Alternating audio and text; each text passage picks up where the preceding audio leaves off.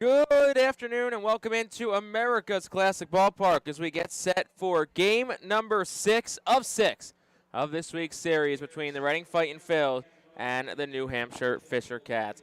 My name is Jake Starr, and we welcome you into the pregame show as we're about 15 minutes away from first pitch of today's ball game. My broadcast partner, Bob McCool, will be joining myself in just a little bit. Well, for Phillies fans and those that follow the Fightin Phils and the alums, great start to the day. Mick Abel picked up a win in his Major League debut today. 6 innings, 9 strikeouts, no runs, and scattered just 5 hits. Now, let's see if the good vibes can come up here to Baseball Town and see if the Fightin Phils can get back in the win column after dropping both games of Saturday's doubleheader and find themselves with their 4th win of the week, which would give the Phils their first series victory of the 2025 season. And if I'm willing to guess one thing, I think today might be a one-run game. It has been 5 straight days of one-run games.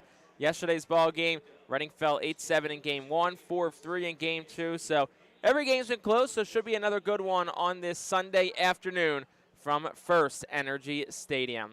It's Sunday, so you know what that means. It's time for another edition of our look around the Phillies organization with our weekly minor league report. So we will step aside for a moment. When we come back, we will take a blitz throughout the organization and look at the week that was in Lehigh Valley, Reading, Jersey Shore, and Clearwater.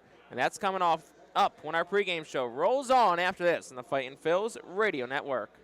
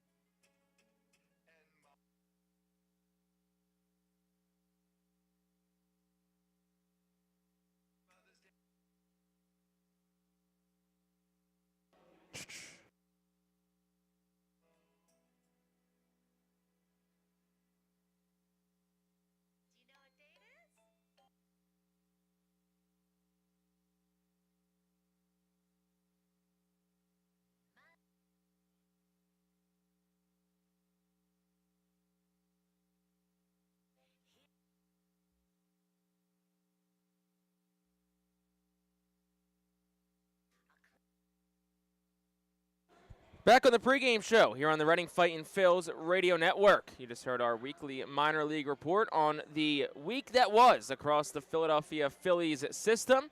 Once again, I'm Jake Starr, joined alongside by Bob McCool. And Bob, we had one debut in Philadelphia today. Now tonight we have a Double-A debut for the Fightin' Phils. It's Luke Russo on the mound, and it's a starting staff that going into the year we thought was going to be a strength. And they've kind of depleted quickly. Griff McGarry on the injury list, Castellano on the injury list, and Moises Chaussee.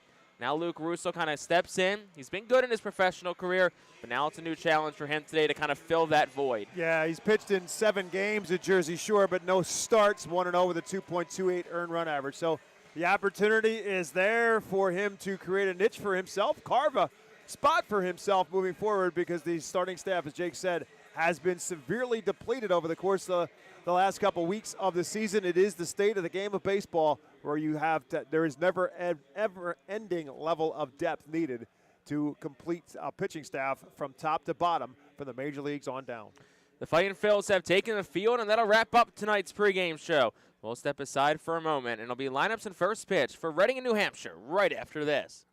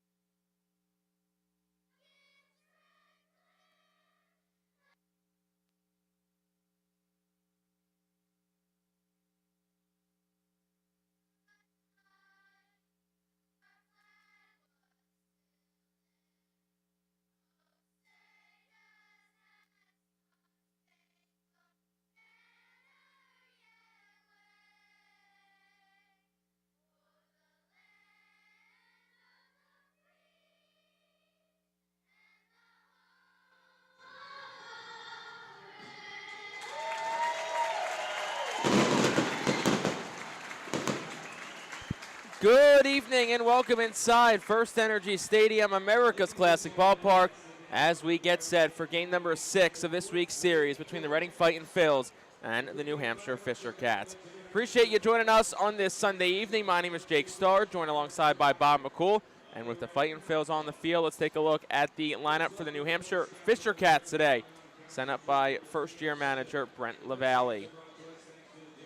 R.J. Schreck will lead things off in right field. Ryan McCarty bats second and plays second. Jay Sporfin is third in left field. Charles McAdoo cleans things up and plays third. Peyton Williams bats fifth. He's the DH today. Devontae Brown today in center is sixth. Jay Harry, the shortstop, bats seventh. Alex DeJesus is eighth at first base. Jacob Sharp, the catcher, rounds things out and bats ninth. And just as we teased right before our last break, on the mound today for the Fightin' Phils, making his Double-A debut, is Luke Russo. As he said, 7 games pitched at Jersey Shore, but no starts for Luke Russo. But he did go 1-0 with a 2.28 earned run average. And 23 2/3 innings pitched. He gave up 16 hits. He gave up 6 earned runs. He struck out 32. He walked just 8. So some solid numbers for him out of the bullpen, but a different situation here where he gets the opportunity to start.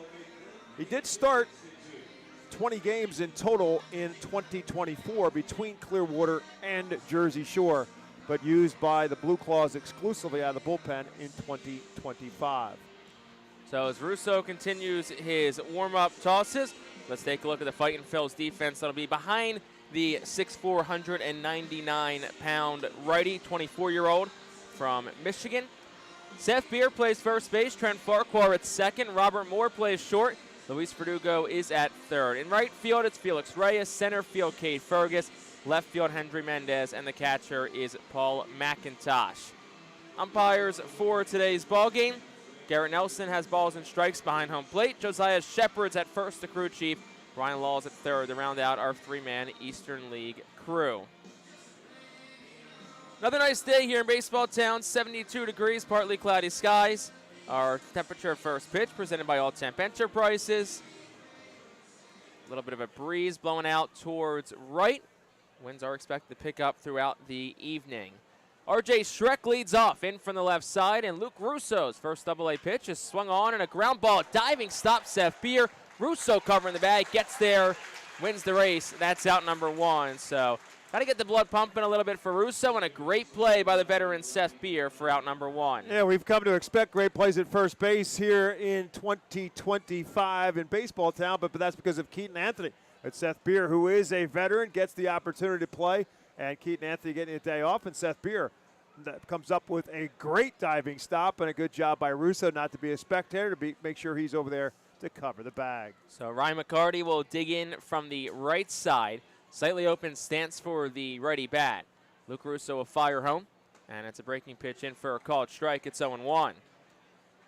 Fightin Phillies today wear the Reading Hot Dogs jerseys.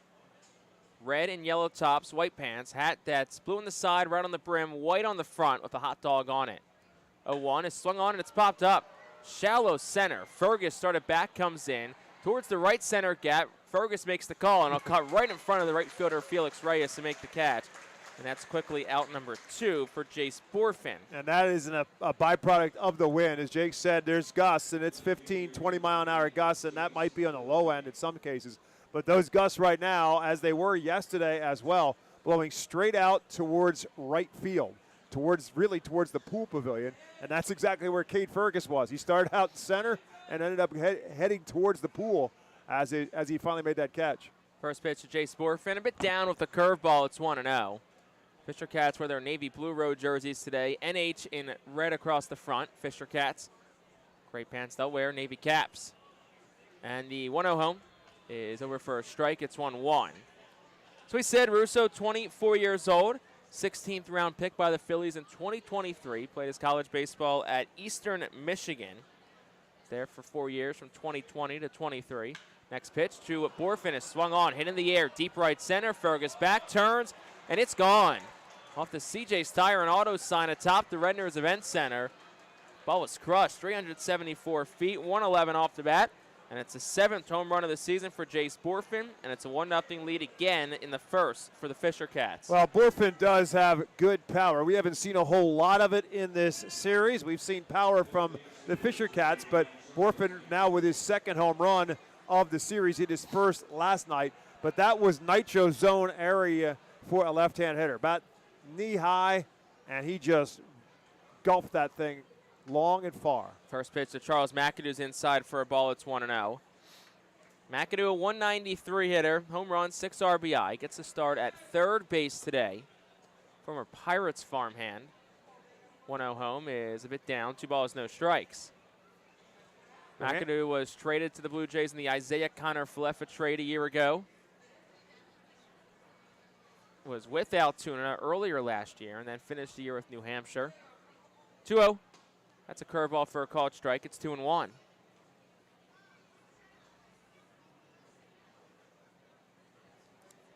So Russo, as we said, 16th round pick in 2023. Didn't pitch it all that season professionally. 1-1. McAdoo takes it low and away. 2 balls and a strike. 3 balls and a strike. New Hampshire hit 3 solo home runs in game 1 yesterday. All off Charles King. And then Borfin hit one in game 2 before finally R.J. Schreck hit a 2-run home run. 3-1, swing and a miss, runs the count full to Charles McAdoo. Russo split last year between Clearwater and Jersey Shore. 22 appearances, 20 of them were starts, so this is not new territory at all for the righty, who deals home. And McAdoo swings and he fouls it off to the right side. The count remains full. 7 appearances with Jersey Shore this year, all in relief. Most of them bulk innings, 4s, 3s, 5s. Only one that was a 1-inning one was back 4 days ago. 2-2, swinging a ground ball foul, which would have been Wednesday. So you wonder if maybe word about Chase's injury got out. So they probably went to Jersey Shore and said, hey, 1 inning tonight, treat this like a bullpen. Because he pitched on the 7th against Aberdeen, 4 innings. And then a week later, pitched against Wilmington. He's been going on about a 5 to 7 day stretch between outings, despite being out of the bullpen. And the thought's got to be, you wonder if he's going to be a starter now with Reading because of the injuries. 3-2 again. Swing and a miss. Struck him out. There's the first AA strikeout for Luke Russo. And that'll retire the side in the top half of the first inning. Fisher Cats do get a run. It was on the Jay Sporfin home run. That was the lone hit. No errors and none left on base for New Hampshire. We will go to the bottom of the first. Fisher Cats 1, Reading coming to bat.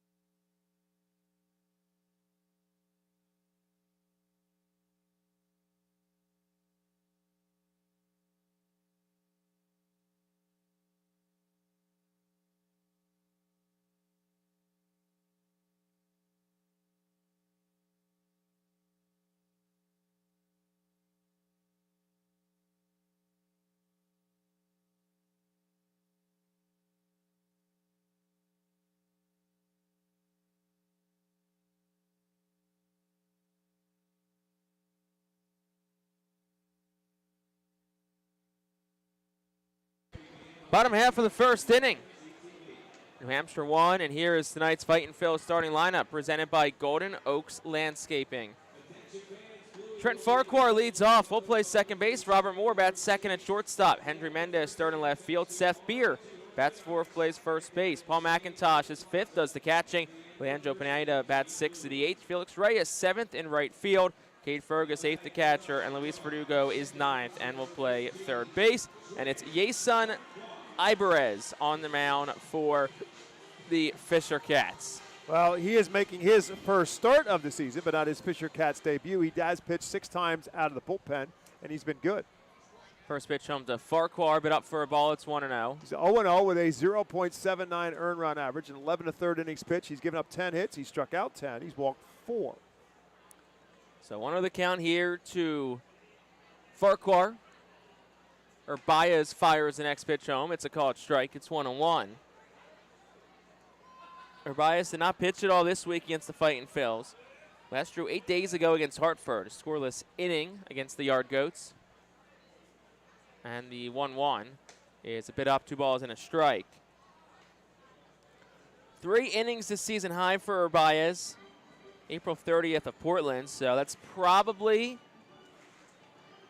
where they'll go today. He did throw up to 59 pitches, though, in his first outing of the year. 2-1. Farquhar waves and whiffs at it. It's 2-2. Farquhar, 192 hitter. Spent a lot of April on the leadoff spot. He's kind of moved around in the lineup since. Some 6, some 9. Robert Moore, who is on deck, has primarily been the leadoff man. 2-ball, 2-strike count to Farquhar. Pitch home. Is a bit outside for a ball. It's 3-2. Baez, a 24-year-old, will turn 25 in July. Native of the Dominican Republic, and he signed with the Blue Jays in 2020 as an international free agent. Payoff pitch, and Farquhar will take it, ball 4. So it hit off the glove of Sharp. There was looked like almost a little confusion because Garrett Nelson stepped back like it was a drop third strike. I think he was waiting for an appeal, but there never was. So it's a leadoff walk for Trent Farquhar. He's the team leader in that category, and that'll bring Robert Moore to the plate for the Fightin' Phils. Yeah, what really gave it away was that Farquhar started to take off some of the armor that some of the hitters wear between the foot protector, the arm protector, and so that's what made you know he was running down to first base, but he really didn't hustle, and nobody really did. Sharp kind of jogged after the ball that rolled back to the backstop. Farquhar didn't really run hard to first base. So no outs for Robert Moore. Switch hitter bats from the left side here against Baez, and Farquhar goes in the first pitch. First pitch high and wide. Throw goes to the left field side of the bag. Farquhar's in safely, and he has stolen base number 10 of the season. And it was a ball to Robert Moore, so it's 1-0, and all of a sudden, a man in scoring position. Yeah, you get the feeling that Al Padrique has an agenda today, and that is to make sure that they can win this series. They've won the first 3 games of the series, and now getting a split would seem very unfulfilling, to say the least, after you win the first 3 games of the series, and see maybe if it's not a little bit more aggressive nature from the Phils today. 1-0. Moore squares the bunt, pulls back. It's 2-0. So let's see if, I mean, the top of the order has not been great, whether it's Farquhar or Moore. They have not gotten a whole lot of productivity at a leadoff spot. Aiden Miller has the day off, so Al Padrique also looking to get Farquhar and Moore started in any way he can. Moore squares again, bunts, gets it down, but foul. It's 2-1. Moore, a .471 hitter this year with runners in scoring position, which is the best mark in the Eastern League with runners in scoring position amongst qualified hitters.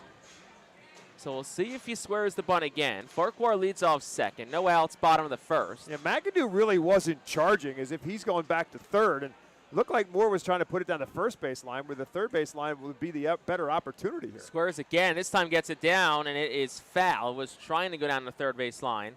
And now it's 2 balls and 2 strikes. So we'll see if the bunt is off here. A little bit of frustration now from Robert Moore, because he's pretty good at it in terms of getting the bunts down. But comes up empty on both of them. So now he has to at least, he can make up for it pretty easily. Even a ground ball the right side is going to have the same effect. 2-2 the count. Farquhar leads off second. Infield back, no outs, bottom 1. And the pitch, he does square again, and he gets it down. Good bunt out in front of the plate. Sharp can't field it, and he'll have no play, and Robert Moore gets himself another hit with the runner in scoring position. This time on a bunt single. Farquhar gets the third, and it puts men on the corners, and no outs for Hendry Mendez. It looks like the Fisher Cats are going to argue this a little bit. I'm going to guess that LaValle thinks that somehow or another either more impacted it, interfered with his catcher or not. I don't know. I didn't see any collision between the two, but there was some backspin. I think he thinks it hit in foul territory, but it hit in front of the plate, and it hit at the edge of the dirt, and Sharp kind of overran it a little bit. And it was in fair territory. Absolutely was. But I think the question was whether or not it hit in foul territory initially, but regardless of what happened in fair territory, Sharp tried to pick it up, and it kind of backspun on it out of his hand. And once he fumbled it, there was no question that Robert Moore was going to beat it out.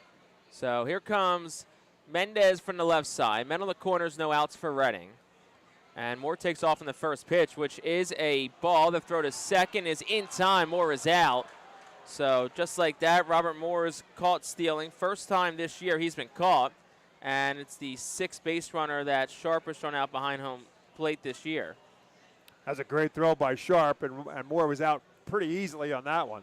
In the end of all of this, though, you still essentially have the situation you kind of thought you might have if Moore bunts. He bunts him to third with 1 out. That's what you got.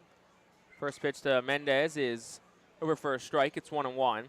So it wasn't Brent LaValle who was out talking to the home plate umpire. It was Jake McGuigan, the bench coach. Oh. And he's the one on the top step right now. I don't see Brent LaValle down there.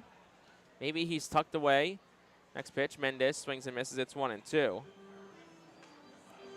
But there's clearly a difference in terms of how the Phils are going after this. I mean, you got Farquhar on in the first pitch to Robert Moore. Farquhar was off. Then Robert Moore gets on trying to bunt a runner ahead. He gets on, by the way, the bunt, and on first pitch to Mendez, Robert Moore is off and stealing. 1 ball, 2 strikes to count to Hendry Mendez. And the pitch home. Swinging a tapper out in front of the plate. It's going to be picked up in fair territory. Sharp bobbles it, throws the first in time. So Mendez retired. 2-3 goes to put out. Farquhar has to stay put at third. And that'll bring Seth Beer to the plate. So just a few really just weird plays. Now there's 2 outs. That was almost instant replay of the Moore bunt. This one was a swinging bunt, and the same thing happened to Sharp. He jumped out on it, tried to pick it up with his bare hand, bobbled it, but because Mendez does not run as well as Robert Moore, he had enough time to still make the throw. So it's Beer with 2 outs in the bottom of the first. Farquhar off third. They're going to try to not strand him there. Pitch home is taken at the belt for a strike. It's 0-1. That's 16 pitches in this first inning from Jason Urbaez, making a spot start today for New Hampshire. First start of the season for him. 0-1 is swung on. It's lifted foul to the left side, 0-2.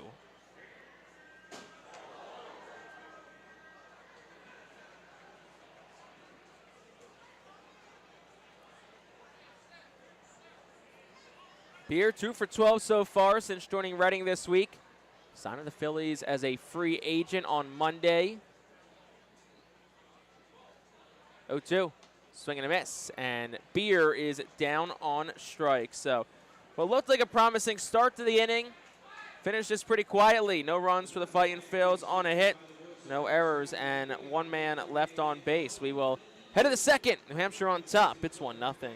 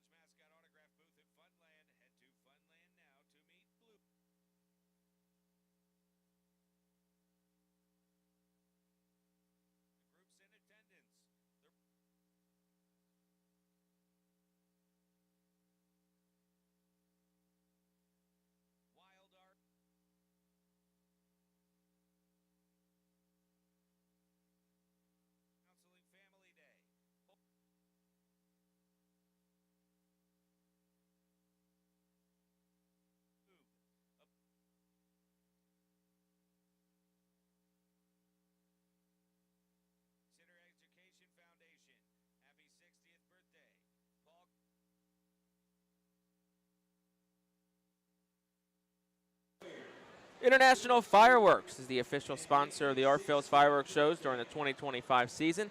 Head to their store at 242 Sycamore Road in Douglasville or visit fireworksrus.com. 1-0 Fisher Cats on top half of the second inning. It'll be 4-5-6 due up against Luke Russo, who's back out for inning at number 2 of work. Russo today making his Double-A debut after starting the season with High A Jersey Shore, called up to Reading on May the 15th. And the first batter he gets is Peyton Williams. Williams digs in from the left side, starting as a DH today. He's played mostly first base throughout the series. And Russo's first one home is a big breaker in for a called strike. It's 0-1.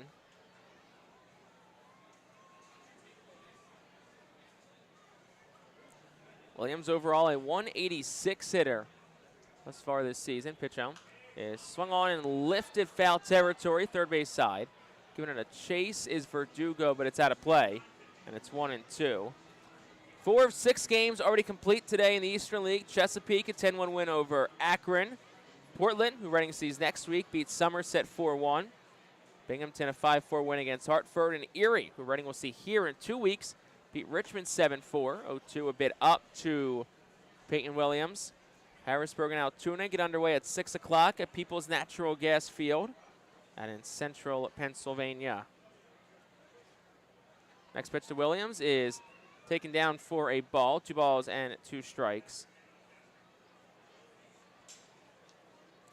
Williams out of the University of Iowa, 2022 draft pick by the Blue Jays. Played 3 years for the Hawkeyes. 2-2, Williams swings, hits it in the air towards right. It's shallow. Reyes in, sizes it up, and the right fielder makes the catch. And that is out number 1, and that'll bring Devontae Brown to the plate. Phillies organization, I know we hit on it in our pregame show. Phillies a 1-0 win over the Pittsburgh Pirates in front of a crowd of 44,356, who saw Mick Abel spin a gem in his Major League debut.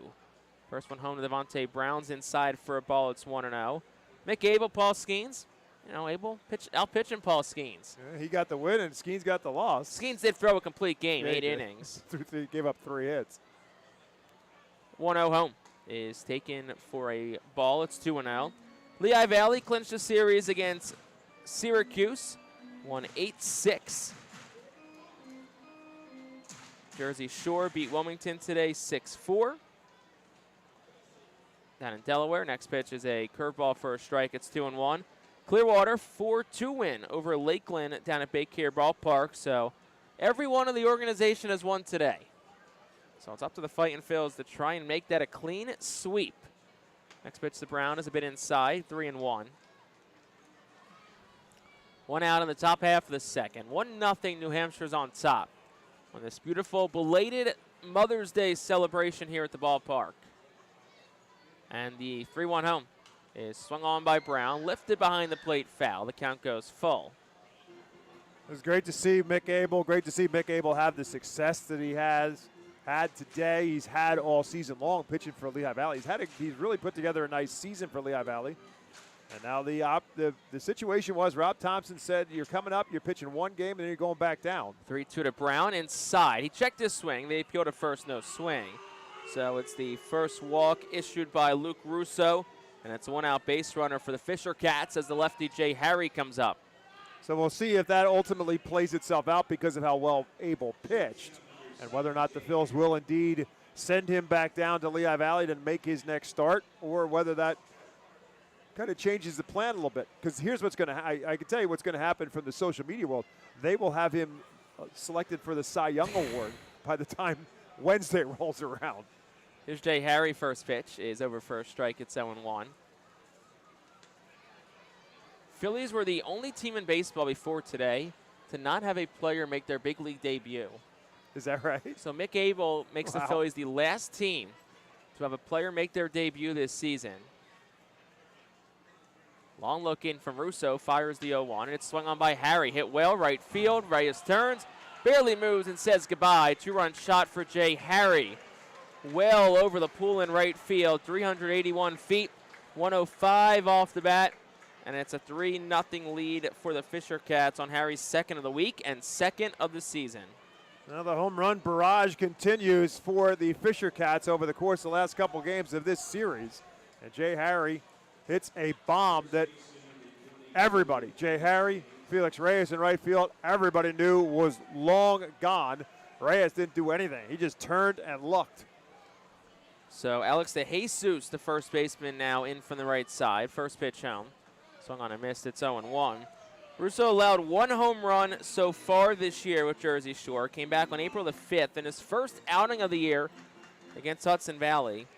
Surrendered 7 in total a season ago. Over 101 and a third innings pitched. The 0-1 is waved on and whiffed. It's 0-2. But yeah, completing that thought on Abel. Phillies get their first big league debut of the year. Abel also the first former Fightin' Phil to make their major league debut this year. But there's a couple that are getting close, but Abel gets the honors as the first. 0-2, but up for a ball, it's 1-2. I think there's a chance we could see Crawford, Kemp, Painter all get up at some point this year. Painter probably the one who is the most likely as of right now.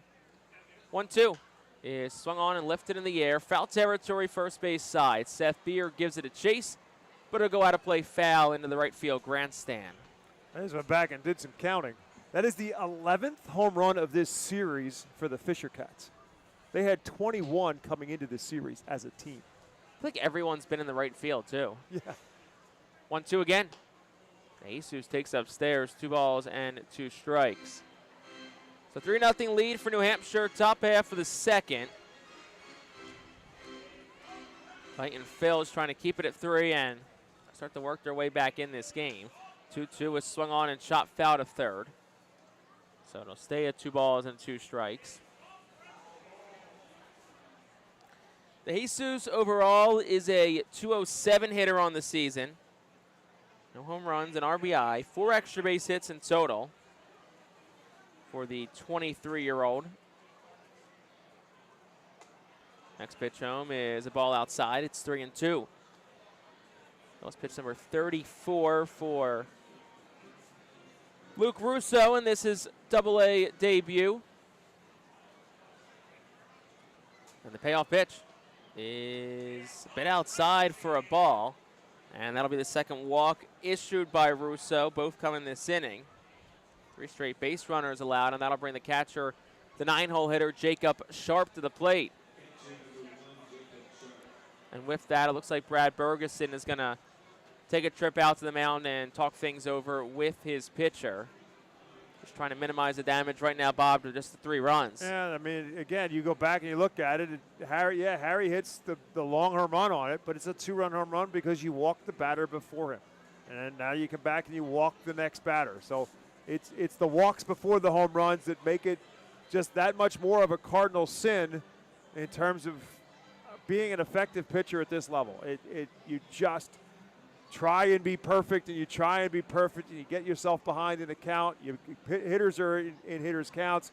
You got to come in with something, and then you ultimately pay the price. You just give the hitters too much credit.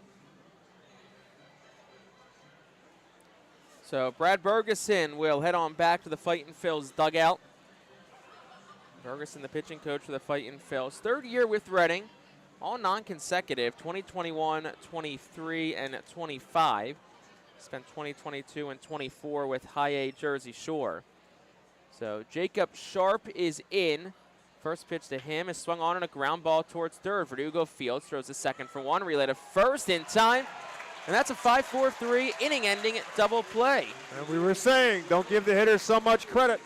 Go after them. Maybe they'll hit a double play. So that'll end the top half of the 2nd inning. But the Fisher Cats, 2 runs on a hit, which was the Jay Harry home run. No errors and nobody left on base. We played 1.5 on to the bottom of the 2nd. Fightin' Phil's trail at 3-0.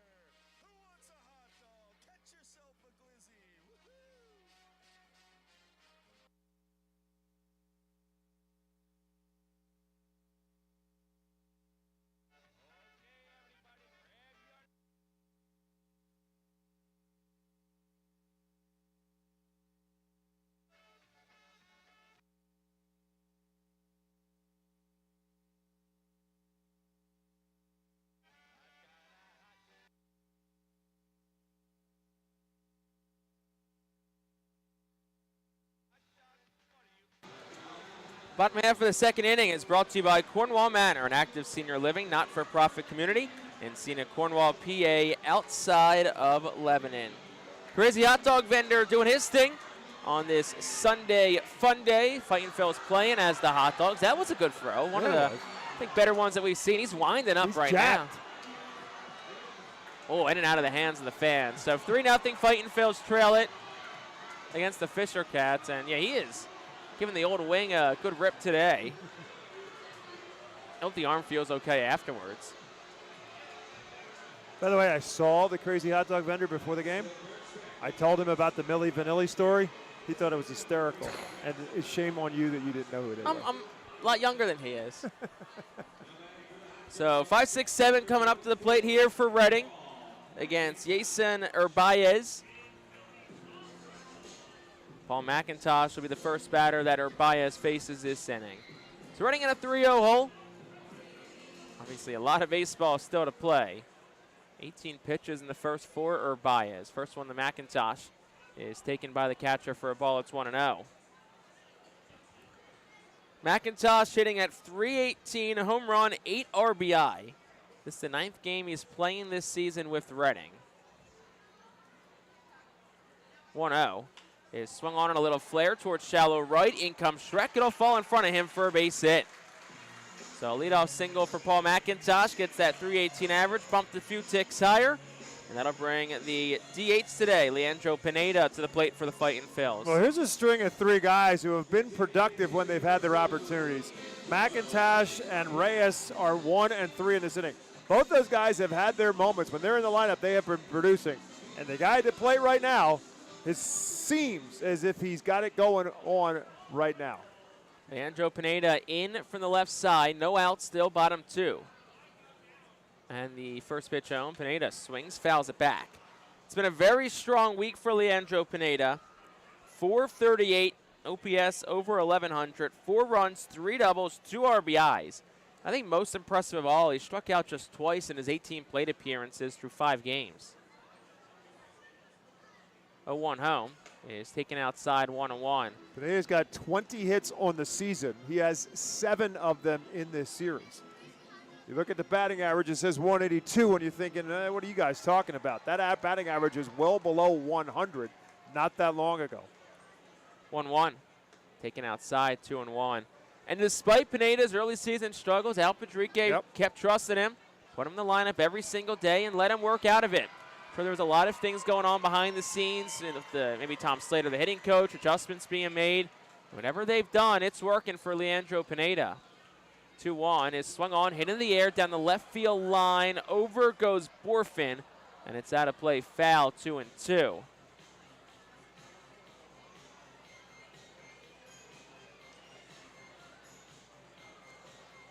Home run, 6 RBI for Pineda this year, 4 doubles.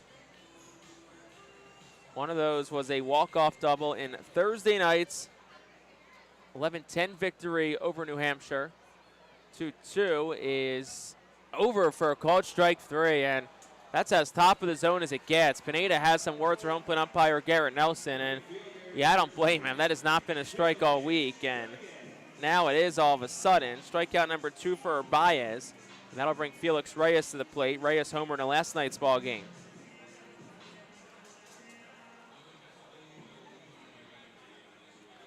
Reyes in from the right side, hitting at .304. This is 18th game with Reading this year. First pitch home is hit outside for a ball. It's 1-0. 1 out, bottom of the second inning.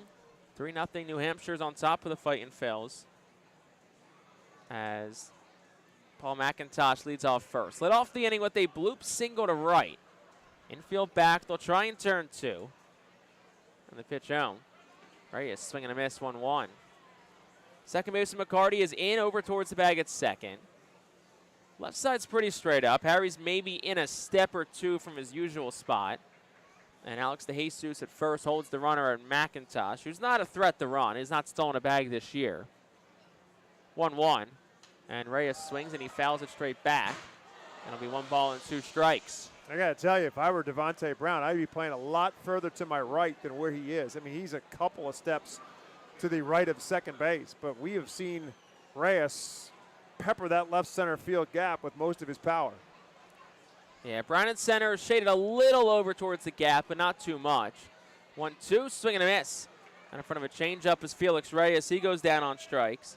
Back-to-back strikeouts for Urbias, 3 total today.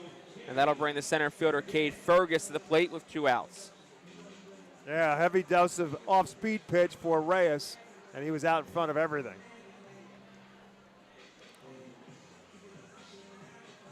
Back-to-back strikeouts after the leadoff single. Fergus digs in from the left side. And the first pitch home is a bit up for a ball. It's 1-0. Fergus, as you can see on your MILB TV feed, wearing the powder blue arm sleeve today on his right arm. Slightly open stance. Holds the left toe up. And the 1-0. Fergus will take a changeup for a called strike on the outside edge. It's 1-1.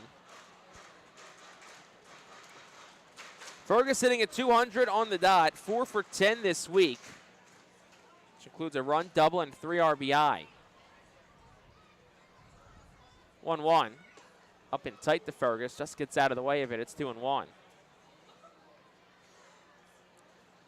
Fergus started the year with Reading. Was called up to Lehigh Valley when Brandon Marsh went on the injured list. And stayed at the Iron Pigs pretty much until Marsh was healthy and back with the Phillies. 2-1 is taken again inside. It's 3 balls and 1 strike. With Lehigh Valley, it's a casual 407, 5 home runs, 13 RBI across 8 games.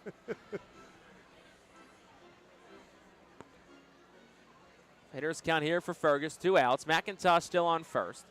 Pitch home, Fergus swings and he fouls it straight down. It's 3-2. So now McIntosh's wheels will be moving on the pitch.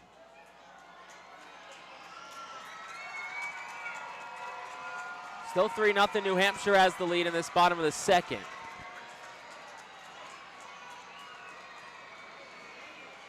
Fergus will dig back in from the right side. 24-year-old from Florida. 13th round pick by the Phillies in 2022. Payoff pitch is a curveball in for a called strike 3, and it's 3 straight strikeouts for Yeison Urbaez, who strikes out the side here in the second. No runs and a hit. 1 man left on base for the Fightin' Phils. On to the third. New Hampshire 3, Reading nothing.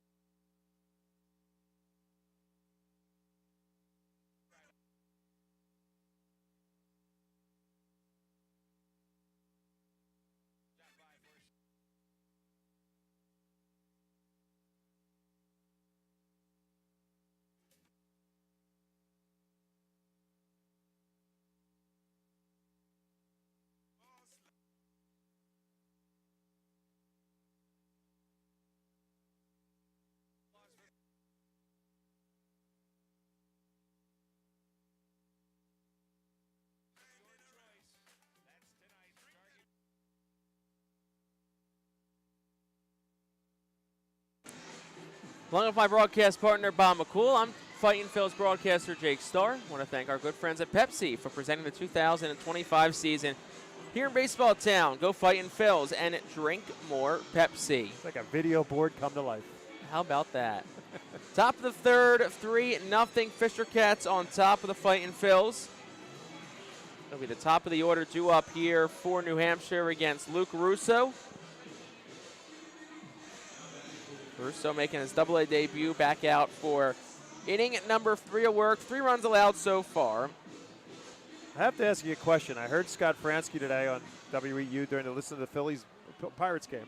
He was talking about the fact apparently there's something at Citizens Bank Park where they have some kind of a contest, it's obviously a sponsor contest, of spot the celebrity lookalike, which I had never seen before. I don't know if that's new for 2025. First pitch to R.J. Schreck's the ball 1-0. But I guess they scan the crowd and find somebody who they think looks like a celebrity, and they put their picture up against the actual celebrity on the board. Did you see what they did today? Right, and that's where I was getting to, because today's celebrity was Livy Dunn, who 1-0 is a strike. It's 1-1. Of course, who is Paul Skeens' cover girl for this year's Sports Illustrated swimsuit model, but he also happens to be a gymnast at LSU and Paul Skeens' girlfriend. So yes, that was the hook in today that made Scott Fransky talk about that. But that's something I haven't been to a Phillies game at Citizens Bank yet this season, but I don't remember them ever doing that in any games I've been to prior to this year. 1-1 was a ball. 2-1 home also misses down. It's 3-1. And the reason what made me think of that, bring it up, because there's a dude that's down here to our left who, when he was coming up, had a real Bryson Stott vibe going to it. Bryson Stott. Maybe Bryson Stott made the trip Maybe up he here. is. Next pitch to Schreck is swung on, hit in the air towards right. Reyes, the right fielder, doesn't move. Now comes in a step, moves left a step, and then back pretty much where he started and makes the catch for out number 1. That ball was up in the air for quite a while. That'll bring Ryan McCarty to the plate. But yes, they did it. They said, who looks like Livy Dunn? And then they showed Livy Dunn. Which seemed like cheating to me, but I get it. One out for Ryan McCarty. First pitch to him is a ball. It's 1-0. If you're just joining us, Phillies won earlier today 1-0. Mick Abel, 6 shutout innings, 9 strikeouts, tying the Phillies franchise record for most strikeouts in a major league debut. 1-0 to McCarty is a bit down apparently for a ball. It's 2-0. That looked like it was a strike and then some, but our home plate umpire did not agree. 2-0 is swung on a line drive into the left center field gap. That'll fall for a base hit. Fergus slides, gets to it to cut it off, shoots to his feet. Throw to second is going to be a hair late. It was a good effort from Cade Fergus, but Ryan McCarty slides in feet first safely with a 1-out double. It's his 3rd of the season. And the Fisher Cats have a man in scoring position, one out for Jace Borfin. That was a heck of a play for Really ultimately was. nothing for Caden Fergus, but he sure made Ryan McCarty have to hustle for that double, because off the bat, that's a double in the gap, but he slid to his knees and popped right back up and made a nice throw. And if McCarty didn't have pretty good wheels, he'd have been out. That was a great play by Cade Fergus. And we know how good the arm is for Fergus. We've talked about that a ton. So Borfin in. First pitch to him is swung on. It's a fly ball towards center. Shallow. Fergus in. Gets to it. Makes the catch. Back to second goes McCarty. And that's out number 2. So you'll definitely take that. Out number 2 on one pitch to Borfin. And that'll bring the cleanup man, Charles McAdoo, to the plate. Well, Russo in this inning, unlike where he was in the second inning, is back to attack in the zone. Getting ahead of hitters.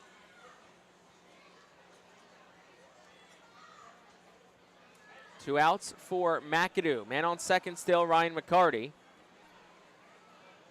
And the first pitch home is a curveball in for a strike. It's 0-1. Curveball has a lot of movement from Russo. It's kind of been his primary secondary pitch today. Fastball, curveball. Most of what we've seen from the righty. 0-1. Swung on and lifted foul out of play to the right side. It's 0-2. McAdoo 0 for 1 in today's ball game. Struck out swinging back in the first. Sitting just 191 on the season. It's 2 for 11 so far this week, so pretty much right on par with his average. Russo checks back at the runner at second, deals home. Swung on, ground ball, diving stop. Verdugo hits his glove, goes to Moore, throw to first, gets by Beer, and it hops into the dugout suite. So the second goes McAdoo. McCarty comes around the score. That's one you probably have to just eat. Live to see another play, but it's going to be a base hit for McAdoo, and then it's going to be an E6 on Moore. So it'll be no RBI for McAdoo. McCarty scores to make it 4-0 on Moore's second error of the season. It's a great effort, but Jake's exactly right. It's a play. After it's deflected off of Verdugo to Robert Moore, he makes a... Williams swings the first offering, hits it in the air, left field line foul. Verdugo's over. Third baseman runs out of room. It's 0-1. It would have been a perfect throw from way deep in shortstop to be able to get McAdoo, who does run well. It's really a two-folded mistake. Moore should not have made the throw, and Seth Beer, quite honestly, should have gotten off the bag and kind of given up his body a little bit to try to protect it. He tried to pick it, and it ultimately gets by him, and now that allows a run to score. 0-1 is down for a ball. It is 1-1. So they said it is an error on Robert Moore. It's also an error on the scoreboard on New Hampshire.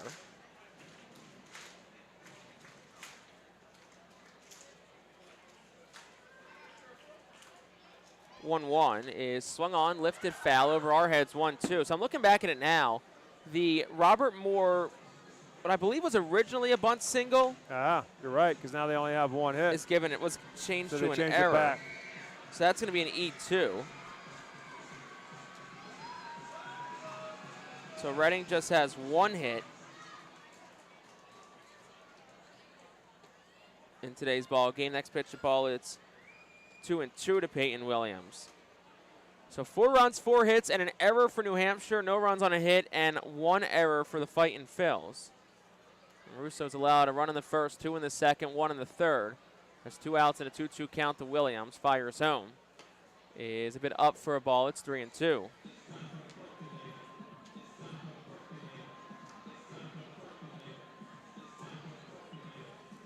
Williams today 0 for 1. Flew out to right his first time up.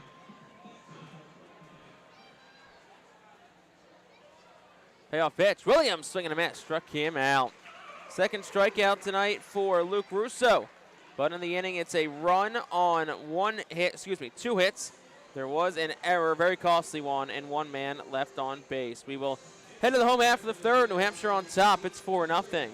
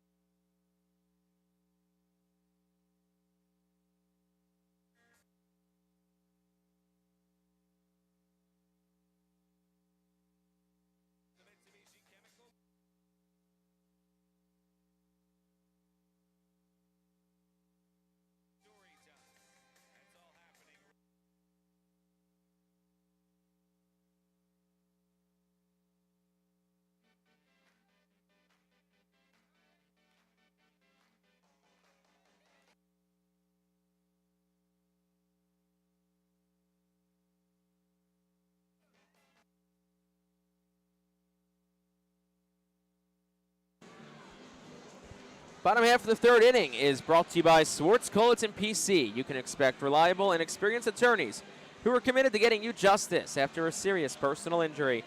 Call Swartz Culleton today at 1-800-JUSTICE. Jake Starr, Bob McCool, appreciate you joining us on this Sunday afternoon turned evening. Belated Mother's Day celebration from the ballpark. Women 18 and older received a pretty nifty Hawaiian shirt today. Yeah, I didn't see any of them for a while, but now I'm starting to see more and more of them around the crowd. They kind of blend in a little bit. Well, but I think that, yeah, when it's, I mean, when the guys get them, they don't hesitate. Put it on right away. They're right on, but I think the ladies are maybe thinking, well, I'll take that home. But now I'm seeing a lot more of them. I really am. 4-0 our score. Luis Verdugo leads off the inning. Eason Urbaez is back out there. First pitch home is taken for a strike. It's 0-1.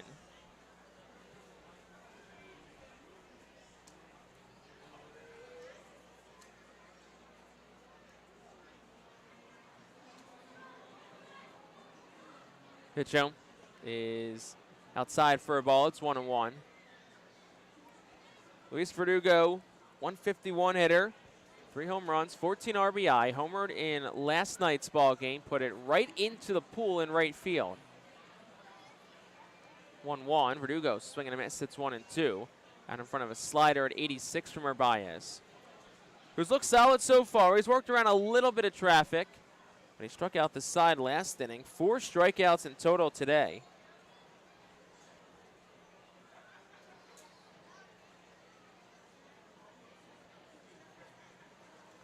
Which ties a season high for him.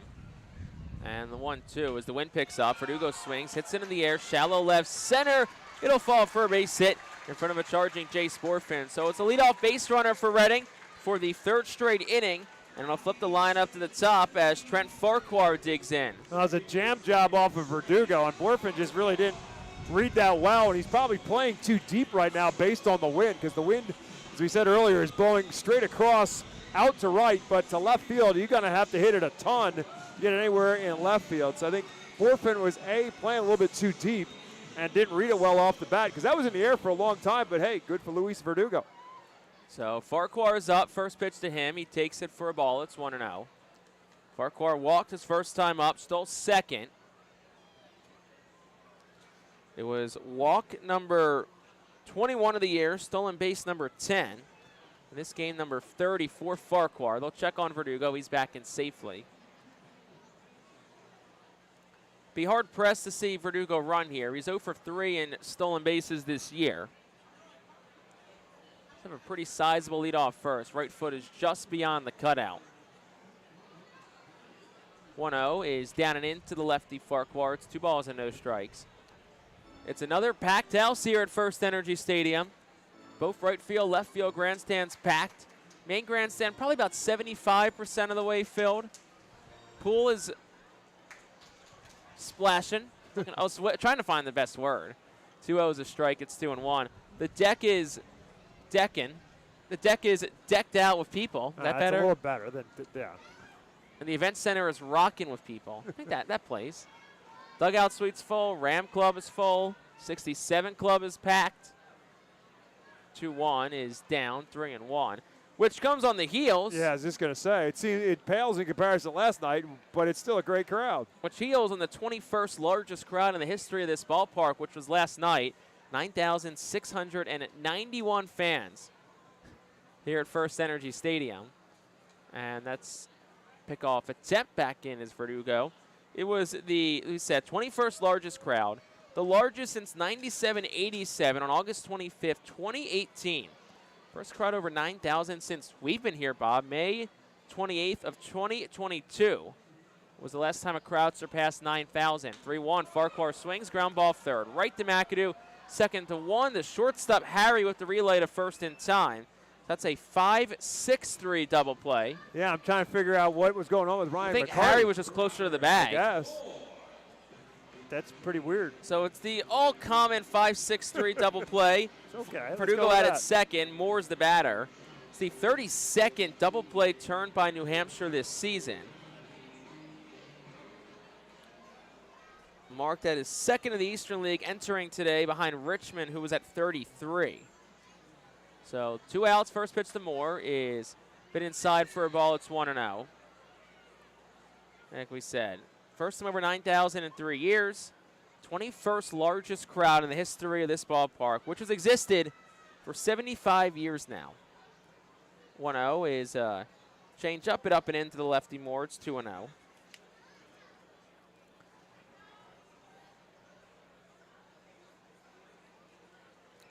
Moore does not have a registered at-bat in today's game. It was a sac bunt his first time up, and he reached on a fielding error by the catcher Sharp. And the next pitch was a slider. Okay, he lobbed it over, and I was wondering why. It was because the pitch clock was running out, so he was just trying to get something over. So it's ball 3. It's 3-0. The slider at 62 miles per hour, you don't think was his best? Surprised it even registered as a slider. They didn't say ephus or something. So 3-0 to Moore, 2 outs. Let's see if he has the green light. Pitch to him. He does not. Takes it for a strike. It's 3-1. It's been a quieter week for Moore, 1 for 15, which came after a very impressive week against Binghamton last week, where he hit .389, an OPS of .1254. And the 3-1, Moore takes again for a strike. It's 3-2. Henry Mendez waits on deck. Should Robert Moore reach? Urbaez at 49 pitches. He's had some traffic, but he's managed it well tonight. And the 3-2 is down and in ball 4. So Robert Moore is aboard for the second time. This time via walk, which is the second one issued by Urbaez today, and that'll bring one of Reading's best hitters to the plate in Henry Mendez. Well, when Farquhar led off the game with a walk, he stole on the first pitch to Moore. And then when Moore got on base, he stole on the first pitch to Henry Mendez. So I would be surprised if Robert Moore isn't running. Jonathan Lavallee is starting to get loose up in the New Hampshire bullpen. First pitch home, Mendez takes for a ball. It's 1-0. Big crow hop from Robert Moore as if he was going to take off but did not. Reading has stolen one bag today. It was Farquhar. Also caught once. It is Moore who was nabbed. 1-0 is on the inside corner for a called strike. It's a ball and a strike to Henry Mendez. Mendez 0 for 1 in today's ball game. Was out on a little cue shot right in front of the home plate. His first time up. Sitting .298 on the season. Next pitch is a ball, 2-1. Entering play today was 10th in the Eastern League in average. Overall this week, he was hitting .353, 4 runs, 2 doubles, 2 home runs, 5 runs driven in. He's played all 6 games this week against the Fisher Cats. 2-1, Mendez swinging a ground ball first, backhanded by Jesus in the grass. He'll take it to the bag himself and retire the side in the 3rd. Reading got another hit. They had no runs, no errors, and 1 man left on base. 3rd of the way through in this series finale between Reading and New Hampshire. It's the Fisher Cats 4, Fightin Phillies at 0.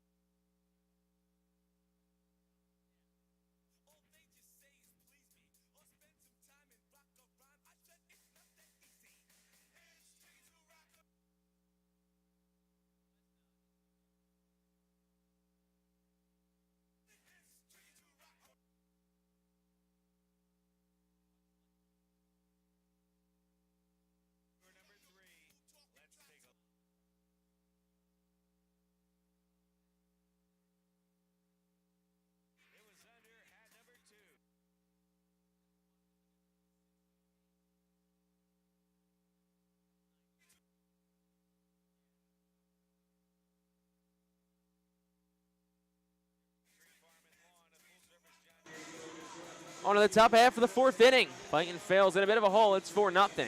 And I will throw things over now to my play-by-play broadcast partner, Bob McCool. All right, thank you very much, Jake. Luke Russo working the warm-up pitches right now. 4 runs on 4 hits and an error for the Fisher Cats. No runs on just 2 hits and an error committed so far by the Fightin Phils. Devontae Brown will lead it off for New Hampshire here in the fourth, to be followed by Jay Harry and Alex DeJesus. The long ball been the story in this series and added on to that on this day for the Fisher Cats. 3 of their 4 runs scored by way of the long ball. Devontae Brown, who scored ahead of Jay Harry's home run the last time through the lineup, takes the first pitch from Russo for a called strike one. Devontae Brown 2 for 7 in this series.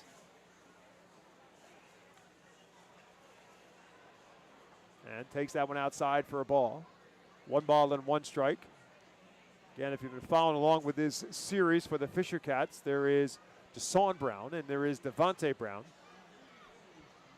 1 ball and 1 strike up high for Devontae, and it's 2-1. They both play center field. They both have similar styles of game. They both have good wheels.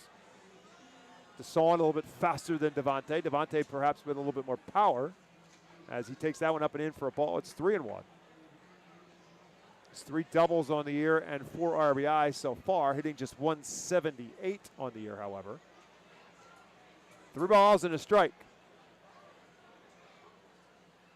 Up and in, ball 4. So he walks Devontae Brown for a second straight time.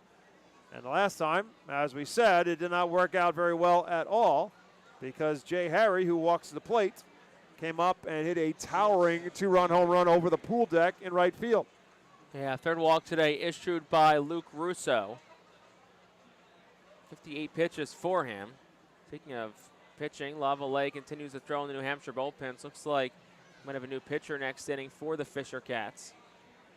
So Jay Harry, the left-handed hitter, takes one for a called strike. Harry with 2 home runs on the season. They've both come in this series. The North Jersey product, who played his college baseball at Penn State, is a 3-year starter at shortstop for the Nittany Lions. Drafted by the Minnesota Twins in the 6th round of 2023. Takes that one outside. It's 1-1. Acquired by the Blue Jays in a trade with the Twins for right-handed pitcher Trevor Richards last year at the end of July. Toronto Blue Jays making some wholesale changes and trades last year. And this one gets away from McIntosh and will squirt back behind him. And that will allow Devontae Brown to move up to second base without a problem. That'll be a wild pitch on Russo.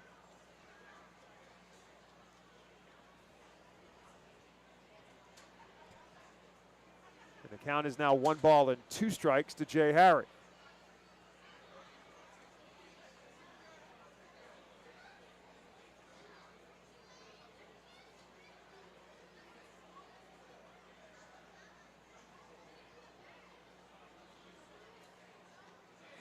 And that's over for a called strike 3. Right there, Jay Harry didn't look like he was too pleased with it, but that pitch was all but right down the middle for strike 3. Yeah, good breaking pitch there from Luke Russo. Dots it in the zone. Harry didn't really even want to take the bat off the shoulder, so you got yourself an out. You got 8-9 up. See if you can see your way through this inning. 62 pitches, so hopefully you can get one more out of it. But, of course, he hasn't pitched deep into games this year. So 3 strikeouts and 3 walks now for Russo as Alex DeJesus bats. He lifts one down the first base line. Seth Beer, Felix Reyes will make a run at it, but they will run out of room as it's fouled over the tarp and into the first base grandstands. 68 pitches, the season high for Russo. 5 innings, the most he's gone this year. So you're probably starting to reach the end of the line. Maybe 70, 75 is the number they had in mind. I mean, if it was 70, somebody would be throwing. Correct, because there's nobody up yet. When no balls and a strike to DeJesus, who walked his first time up.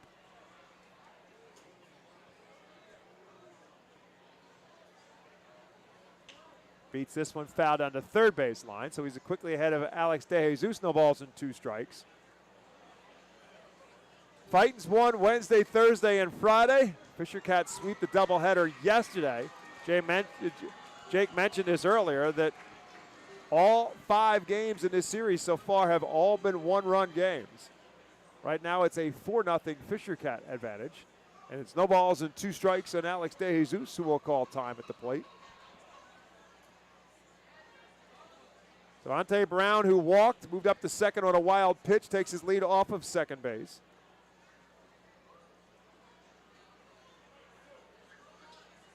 And Russo delivers. Breaking ball that just misses inside. It's 1-2.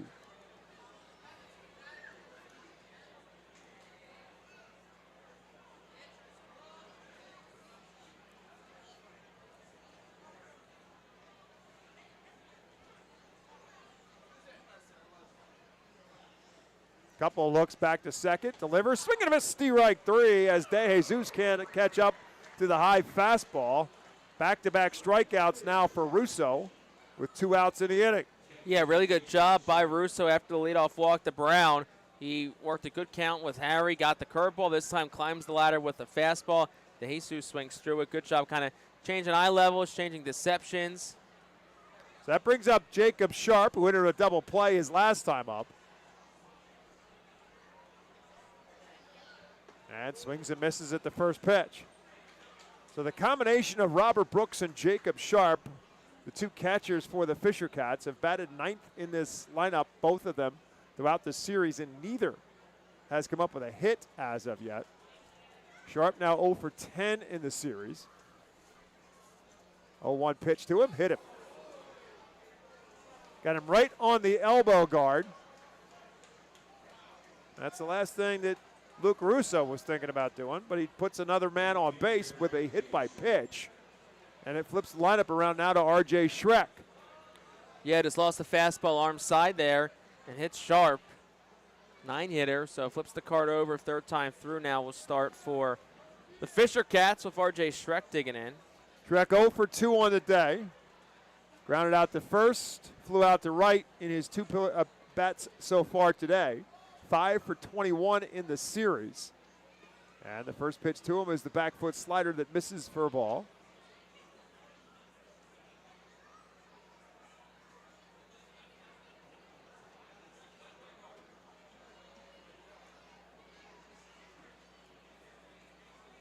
Russo from the stretch delivers. Called strike 1 on the outside corner, make it 1 ball and 1 strike.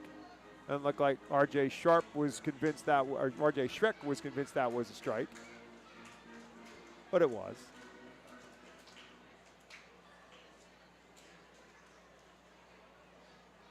One of 4 left-hand hitters in the New Hampshire roster. Schreck takes this one low and away for a ball. It's 2-1. And with that, there's going to be some activity now in the Fightin' Phil's bullpen. Mitch Noonborn, not a surprise there, the first to start throwing for the Fightin' Phils. Devontae Brown starts to dance off of second. Russo comes to the plate, misses outside. It's 3-1. Noonborn last threw on Wednesday, 2 1/3 innings. He's been one of the longer relievers in the Reading bullpen. He's made a few spot starts this year, so not surprised to me. The hope is he gets 2 or 3 of the middle innings here after this one. 3-1 pitch. Way up high, ball 4. So I would imagine that this is going to bring somebody to the mound, whether it be Brad Bergeson to slow him down and give Noonborn a little bit more time. Does not appear so. Yep, here he comes. Oh, here he comes. Played a little bit of a stall game before he went out there. Give him a little more time. Every second counts to help Mitch Noonborn get loose.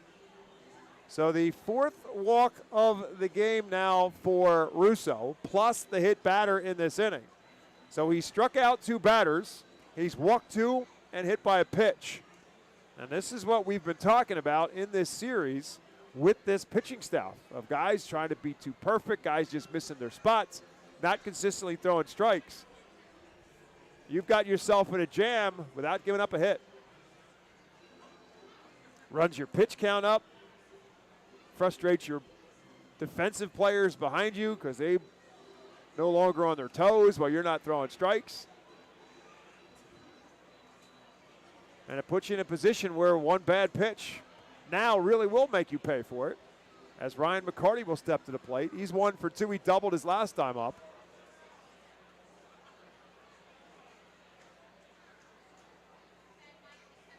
Got to think this is probably Russo's last batter. And the pitch to McCarty's over for a called strike. Let's see if he can get out of this jam and at least finish on a stronger note. We said definitely going to be his last inning no matter what. Could be very last batter he faces in McCarty. A 1 pitch in the dirt.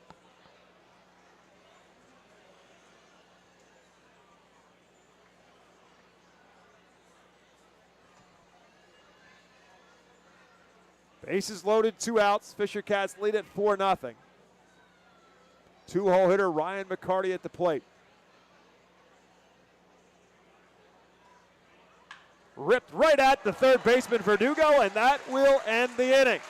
For the Cats in the 4th, no runs, no hits, no errors, and 3 left. We'll head to the bottom of the 4th. It remains 4-0 New Hampshire on top.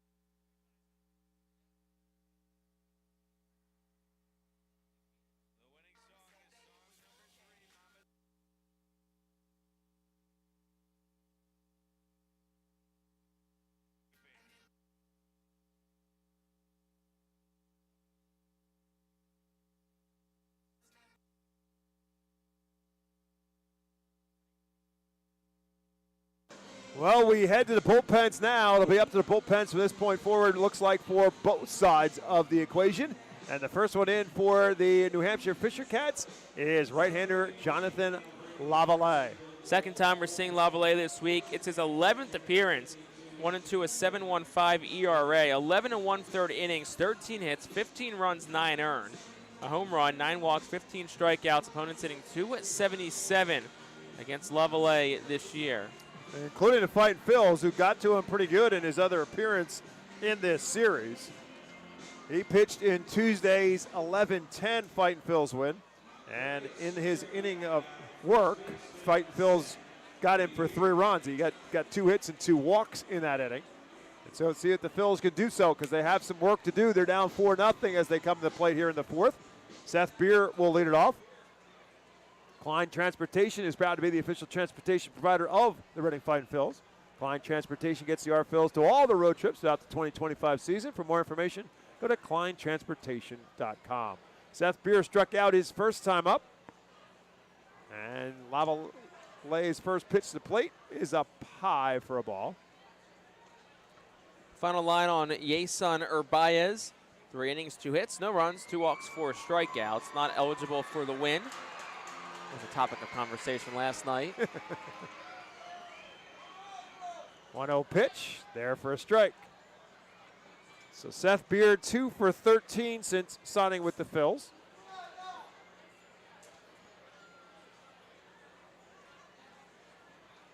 And takes that one low for a ball. Beer still without an extra base hit in his 2 hits. Does have 1 RBI in this series. 3-1 pitch to him. It's up high, ball 4. So Lavallee, who got himself in trouble with some walks on Thursday night, starts out by walking Seth Beer. And here comes Paul McIntosh, who has 1 of the 2 Fightin Phillies hits on the night. And it's the 4th straight inning tonight that the Fightin Phillies have gotten the leadoff base runner aboard. They have not been able to score him yet. Let's see if they can change that here against Lavallee.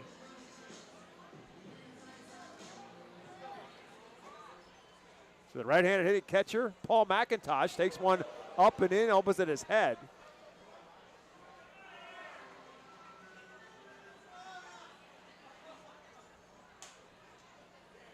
Would not be a guy I'd want to get mad at me is Paul McIntosh.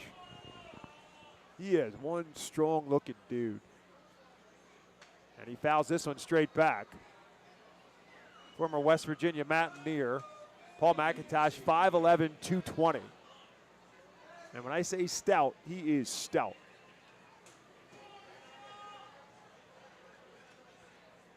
Beer takes his lead off at first. The 1-1 pitch is fouled out down the first base line and out of play. So it's 1-2 now to McIntosh. McIntosh with a double, a home run, and 8 RBIs on the season. With his hit back in the second inning, he's now 4 for 7 in this series.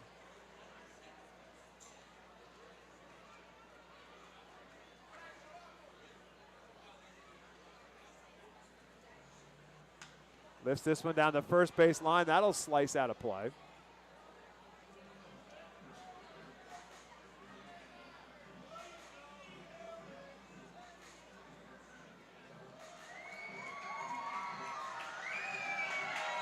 McIntosh acquired from the Miami Marlins along with Jesus Luzardo. In exchange for Starlin Caba and Marion Boyd. He hits this one down the third base line, and it's foul again as McIntosh stays alive. So obviously the focus and the attention has been on the success that Jesus Luzardo has had in Philadelphia. Paul McIntosh has found a helpful spot so far on the Reading Fightin Phillies roster in 2025. Missed some time with an injury. Was hitting the ball well before the injury, and he's hit it well since as well. 1-2. Lifts this one down the first base line in foul territory. De Jesus chases it, will not get there. Kind of twisting in the wind as the ball was as well. And a long run for the second baseman Ryan McCarty. An even longer run for the right fielder R.J. Schreck. And the ball falls harmlessly in foul territory. And Paul McIntosh lives to see another day. Yeah, McIntosh told me the other day that just being included in a trade with a guy like Jesus Luzardo, it means a lot to you to know that, hey, your name was in a discussion for such a high-ticket player. Curveball and a beauty, and it locked him up for strike 3. McIntosh is retired, struck out looking. So the first out recorded here in the fourth for Lavallee. And that will bring up Leandro Pineda now, who struck out his first time up. And he beats this one on the ground towards De Jesus. The first baseman throws. Foul ball. Nope, they're going to say the home plate umpire called the ball dead. Going to guess that hit off the foot of Pineda. Judging by the way he's flexing his right foot right now. He's fouled a few off him this week, too, including one that wasn't called a foul ball. Garrett Nelson, I think, is hearing it from the Fisher Cat dugout. Nelson's been hearing it a lot from both sides today. This whole crew has this week. So the count, no balls and a strike to Leandro Pineda.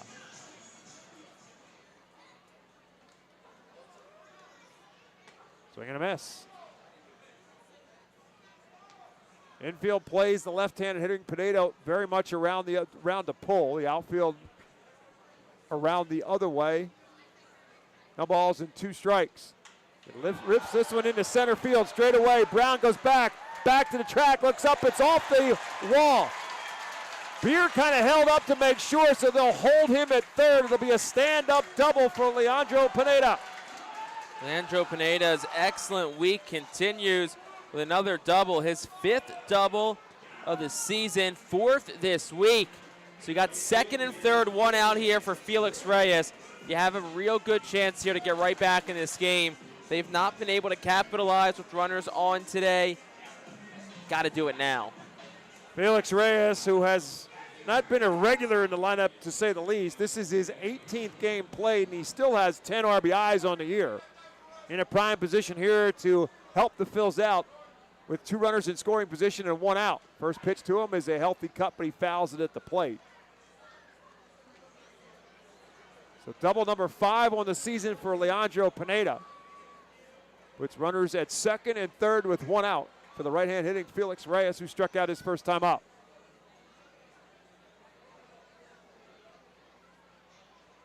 Curveball and another good one from Lavallee.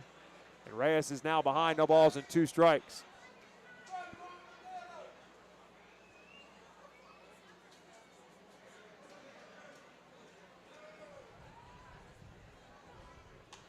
Fouls this one down the first base line and out of play. And look, you're in a situation here where you want more than one, but if you can just get one across in this at-bat, you'll take it. Infield's back. Outfield's pretty straight up. Just get something contact hard, and you should be able to get a run home. You don't want to strike out. Reyes is in a no balls and 2-strike hole. Drives this one left center field. Not very deep. Borfin charges. Beer will tag. They'll allow him to score. The wind for sure held that one up. He said you're going to have to hit it a ton to get it out left field, and it held that one up for Borfin, who makes the catch. Beer tags and scores. The Phils are on the scoreboard. It's 4-1. I don't know if Borfin wasn't expecting Beer to tag because he didn't even think about throwing home. I mean, you got all that momentum behind you. I guess maybe the thought process is with the infield back, it's always going to be the throw goes to third to try and keep the runner on second. But I mean, Beer's not the fleetest of foot. I'm surprised he didn't throw home. I'll take it. Very happy about it. Cade Fergus now will bat as Pineda stays at second base with 2 outs now in the inning. And the first pitch to Cade Fergus is a strike. Fergus struck out looking his first time up. Fergus with 6 RBIs on the season, looking for another here. That's in the dirt. Good block by Sharp. Keeps Pineda at second.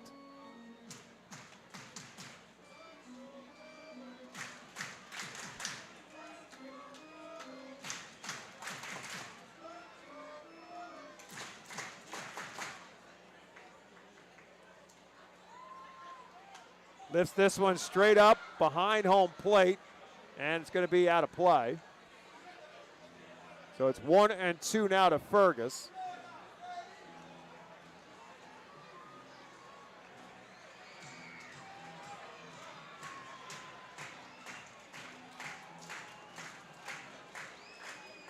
Lavallee doesn't look back, comes to the plate. Fergus tried to check his swing. He did not. He goes down swinging, and that will end the 4th for the Phils.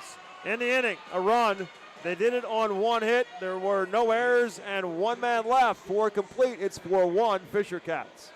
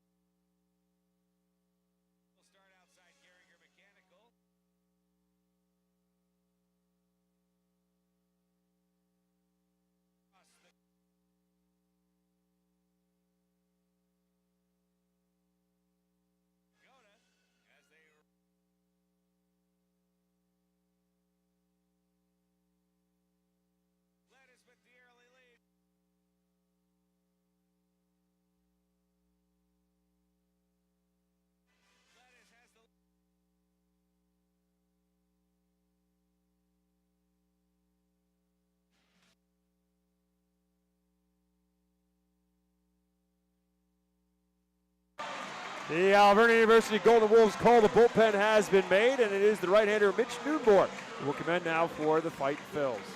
10th appearance of the season for Newborn. No decisions, no saves. 2.81 ERA, 16 innings, 21 strikeouts to 2 walks. 10.5 strikeout to walk ratio. So lots of 4s in the line for Luke Russo. 4 innings, 4 hits, 4 runs, 3 of them earned, 4 walks, 4 strikeouts. And his first start in a Reading Fightin Phils uniform. So Newborn now will face Jace Borfin, Charles McAdoo, and Peyton Williams. 3, 4, and 5 in the Fisher Cats lineup.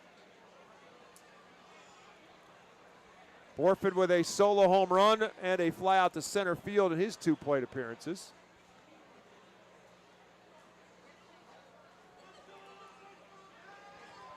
5 for 20 now in the series is Borfin. The first pitch from Newborn is up and away for a ball.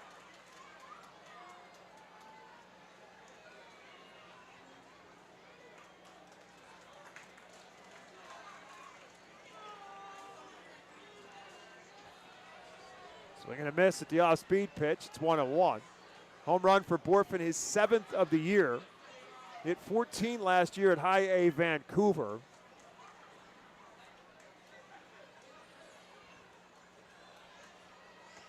And that's at the letters for a called strike 2. It's 1-2. Borfin also hit 27 doubles last year at Vancouver. He has 4 this season.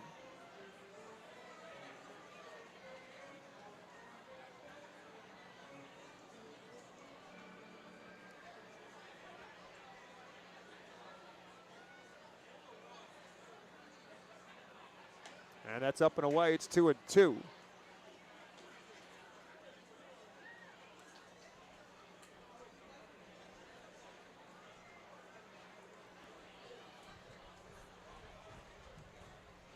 Swing and a miss. Strike 3 off speed pitch, and Borfman could not tie it up. Out number 1 here in the 5th. Good work by Mitch Newborn, and I know I say it a lot, but just really can't say enough how impressed I've been with Mitch Newborn this year, but really just, the back half of last year. I say it a lot, but bad start to the year last year. Went down the Jersey Shore, turned things around, and really ever since he's come back up here, he has been excellent. First pitch he throws to Charles McAdoo is up and away for a ball. McAdoo 0 for 2, struck out, was safe on an error in 2 plate appearances.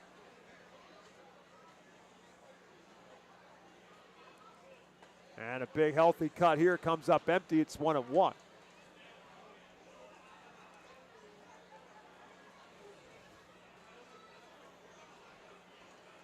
McAdoo acquired by the Blue Jays organization in a trade at the deadline with the Pirates. Drives this one to left field. Going to be a long run for Hendry Mendez, but he will get there. Again, wind holding everything up in left field, so Mendez ends up running it down in the corner relatively easily.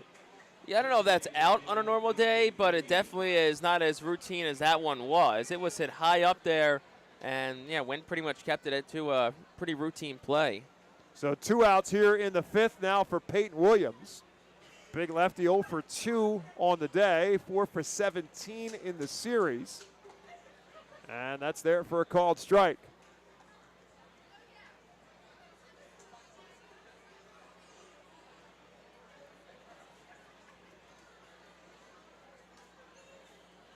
And an off-speed pitch, and he's way out in front of the curveball, and he's ahead of Peyton Williams, no balls and 2 strikes.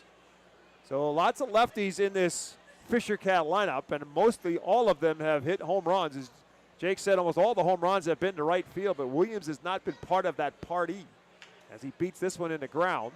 Dalton Cleary, the first base coach, will knock it down. Williams only has 2 home runs on the year. Again, he's 6'5" and 255. But here's the beauty of baseball. You got a guy like Jay Harry, who's 5'11" and maybe 190 pounds, and he's hit a couple of bombs in this series.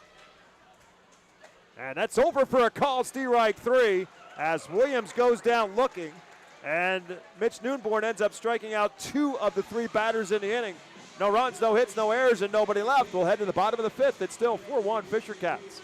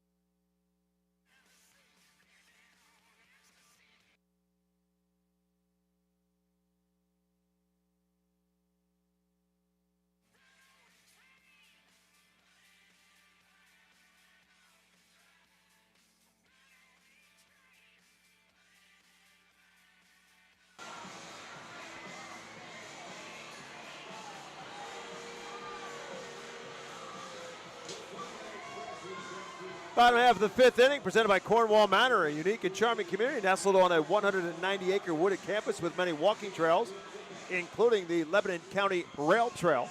As the Fightin Phils come to the plate, trailing 4-1, they'll send Luis Verdugo, and then the top of the order, Trent Farquhar and Robert Moore due up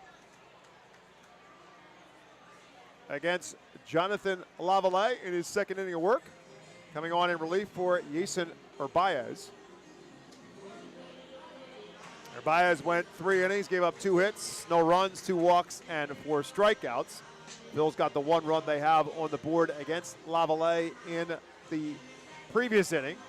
He came back to strike out 2 of the 3 outs he got in that inning, including Cade Fergus to finish it off. And so that'll bring up Verdugo, who singled his first time up, his 3rd hit of the series. 3 for 11 in total, and the first pitch to him is inside for a ball.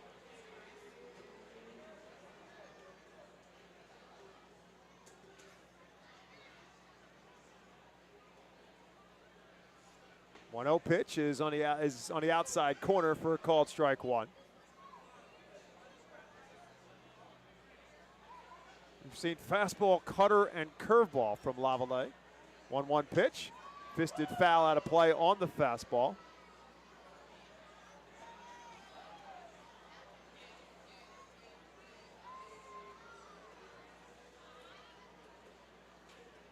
Lavallee signed by the Toronto Blue Jays in the offseason as a minor league free agent. 1 ball and 2 strikes to Luis Verdugo, who also signed by the Phillies as a minor league free agent in the offseason. And the pitch is over for a called strike 3 on the outside corner. So Verdugo goes down looking. 3rd strikeout now for Lavallee. 1 out here in the 5th. And the top of the order in Trent Farquhar at the plate. Farquhar 0 for 1. He walked in the first, hit into a double play his last time up. 1 for 10 now in this series. Again, the leadoff spot has been a problem for the Fightin' Phils in this series. They have not gotten a whole lot of offense out of whoever it is, whether it be Robert Moore or Trent Farquhar in the top spot. And Farquhar swings and misses at the first pitch he sees. And the 0-1 pitch is over for a called strike. Pretty much the same pitch. Farquhar swung and missed at the first one, took the second one for a strike at the letters. So he's now in an 0-2 hole.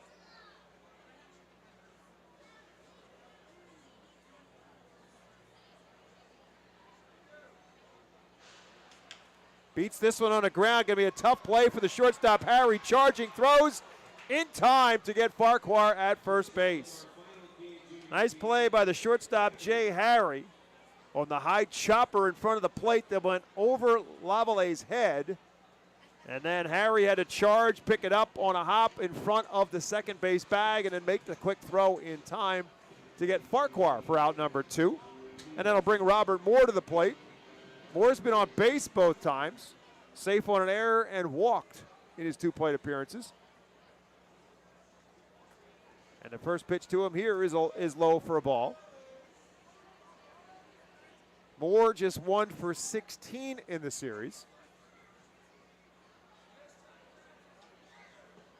And that's low for a ball 2.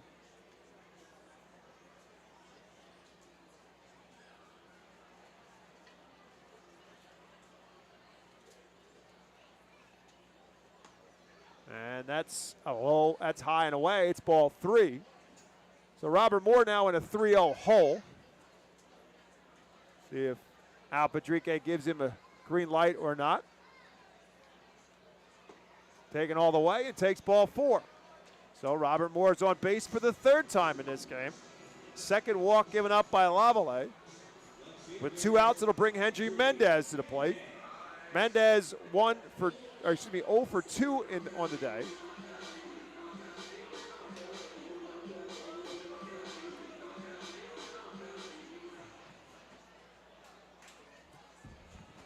And the first pitch to him is up high for a ball. So that's 5 straight now out of the zone from Lavallee. He tosses the ball to the dugout, so it must have been the ball's fault. He gets a freshman from home plate umpire Garrett Nelson.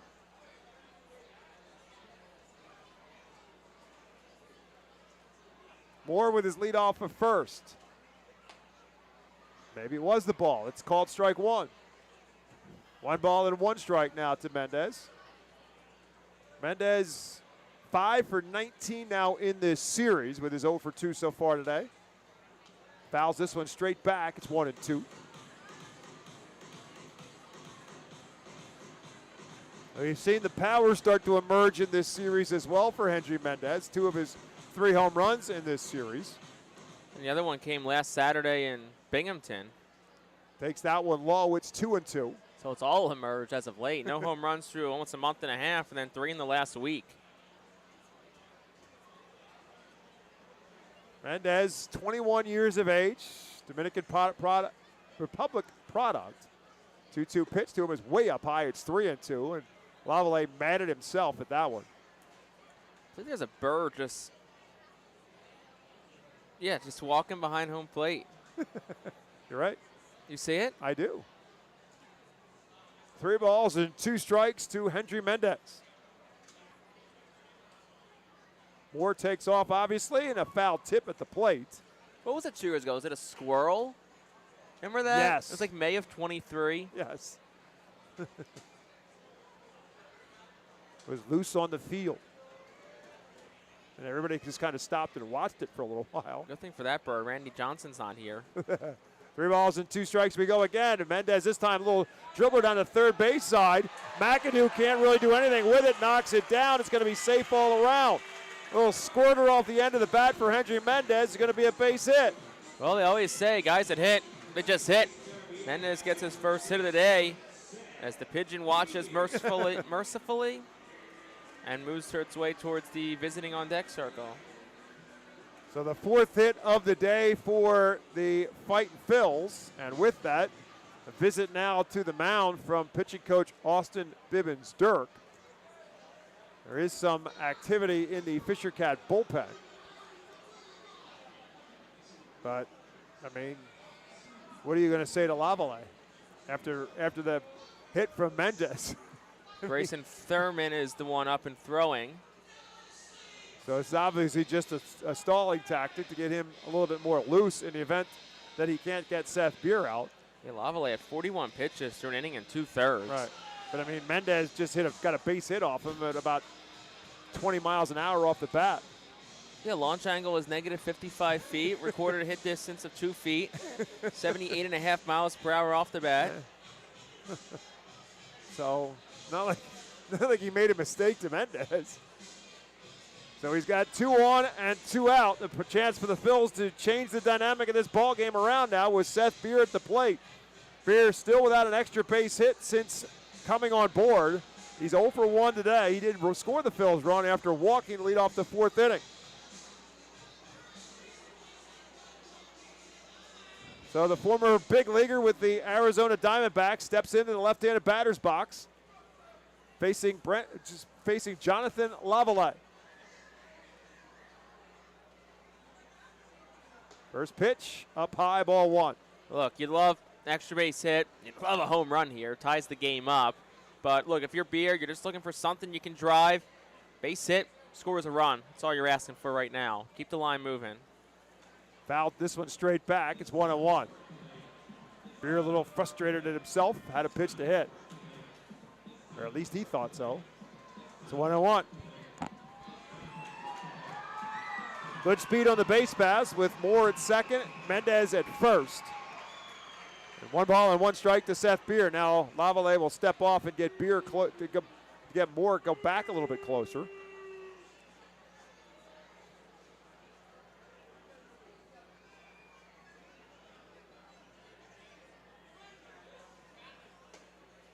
Beer started and stopped. It'll be a check swing.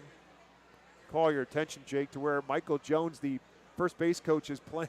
Cool. Standing right now. Way back. He's back behind the Savage 61 dugout suite. And that Seth Beer really pulls one hard. It's 2-1. It's outside. It's 3-1. Good take there by Beer. And Lavallee pretty animated on the mound. You don't need an umpire really to determine whether it's a ball or strike. You watch the body. Wasn't he animated the other night too? Absolutely he was. But he was in a lot of trouble then. Well, he's in trouble now. Pitch to the plate. Misses ball 4. So Seth Beer walks to load the bases. Third walk by Lavallee. And looks like that's going to be the end of the line for acting manager Lavallee. Jake McQuiggan will come out and make the change on the second visit to the mound. The Fisher Cats will indeed make the call to the bullpen.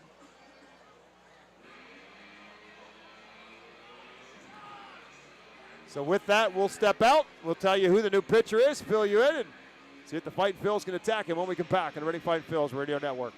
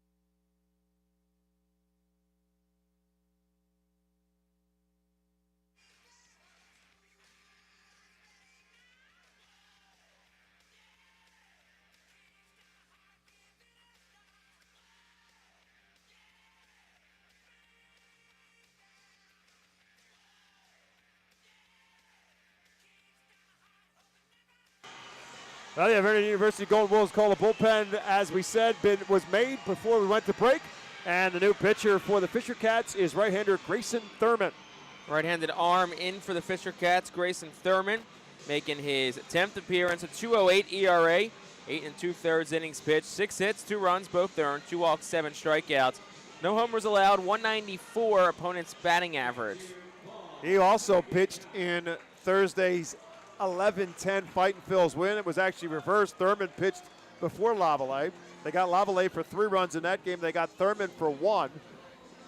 So Thurman now inherits as a base as loaded situation and 2 outs, and Paul McIntosh at the plate. McIntosh singled and struck out in his 2 plate appearances. First pitch to him was way inside, ball 1. I don't know how that didn't hit him. McIntosh this year has not registered an at-bat with the bases loaded. Does have a walk, 2 runs driven in. Also a sac fly.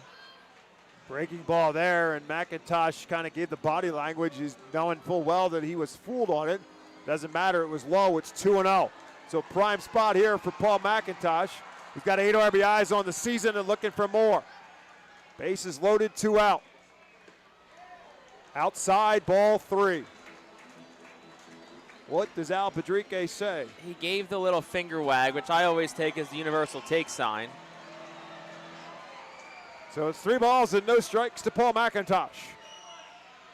Ball 4. Ball 4? Not even close. So that will walk in a run. McIntosh will take the RBI. The Phils will cut the deficit now to 2. It's a 4-2 ball game. Look, we've seen this in the other direction. It's nice to see it the other way once in a while. Our guys just aren't throwing strikes. Got to make them pay for it as Leandro Pineda now comes up. The ball gets away at the plate. Here comes Mendez, and he is safe at home. The ball got away from Jacob Sharp, and Hendry Mendez will slide across with run number 3.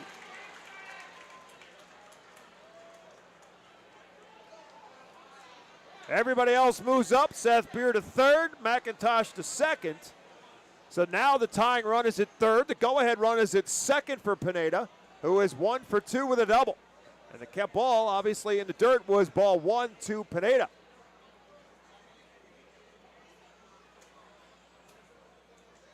And that is the first strike thrown from Thurman as he gets that one over for strike 1. It's 1-1. Don't think the home side dugout agreed with that call. 1-1 to Pineda. Lifted foul and out of play. Nice catch. Bobble, but he never dropped it. No, one-handed. Yep. With Nice a drink in catch. one hand, a beer in one hand, and a one-handed catch in the other. You got a Yingling in one hand. Nice job. 1 ball and 2 strikes to Pineda. Let's hope nobody else catches one in fair territory from Leandro Pineda. Way up high, it's all the way to the backstop. Here comes Beer, and he will score, and we are tied. Well, that's certainly a conventional way to score your runs. Walk and 2 wild pitches. Granted, there was some walks and balks last night. Yep. In the 5th inning too, and we're tied. Like I said, we've seen it on the home side. It's nice to see the visiting side do it once in a while as well. In the meantime, now the go-ahead run in McIntosh is at third base. It's 2-2 to Pineda. And that wasn't even close. Hard on the ground towards second. McCarthy, the second baseman, will make the play to first in time, and that will end the inning. But the Fightin Phils have changed the game back. They put 3 runs across. They did it all on 1 hit. There were no errors and 1 man left. We are now through 5. It's New Hampshire 4, Reading 4.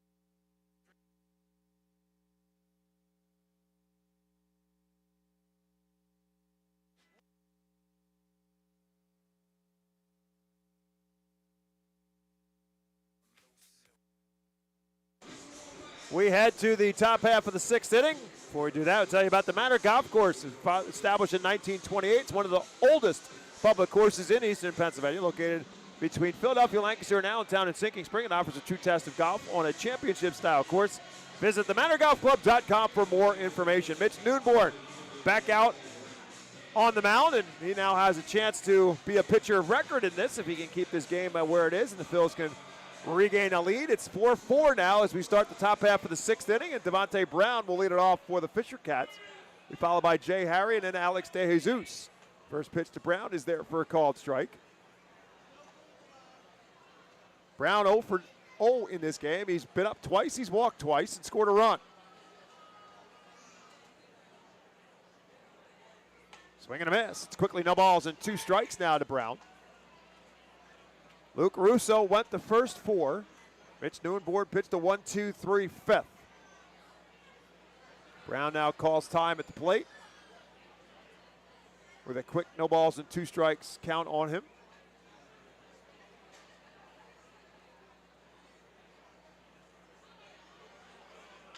A little tapper left side. Charging is Verdugo. The third baseman will make the play, and a fine play by Luis Verdugo. Yeah, very nice play by Verdugo. You'll watch the replay on MLB TV. Moore and Verdugo both charge. I mean, the rule of thumb always is the third baseman can get to it, you give way to him, and that's exactly what the case was. He gets to it, sets him, spins, sets himself, fires a strike to first. So that will bring Jay Harry to the plate. Harry 1 for 2, big 2-run home run back in the second inning. That gave the Fisher Cats a 3-0 lead at the time. He struck out his last time up. And the pitch from Noonborn is there for a called strike 1.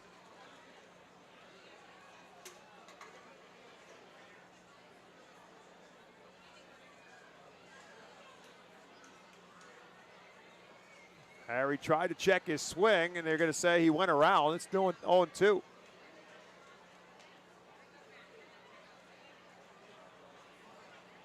Phils head out on the road to Portland tomorrow for the series that starts on Tuesday. Then back home here to play Erie a week from Tuesday, and that's an 11 a.m. start for the Tuesday game. No balls and 2 strike to Harry. Hit hard down the first base line and hooked foul.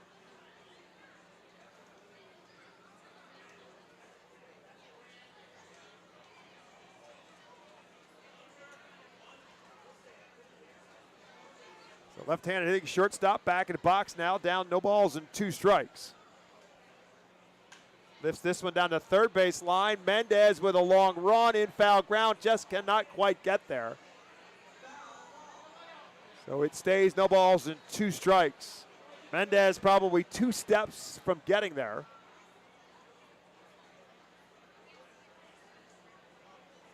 So he'll go back to left field. Harry will come back to the batter's box, and we'll try it again at 0-2.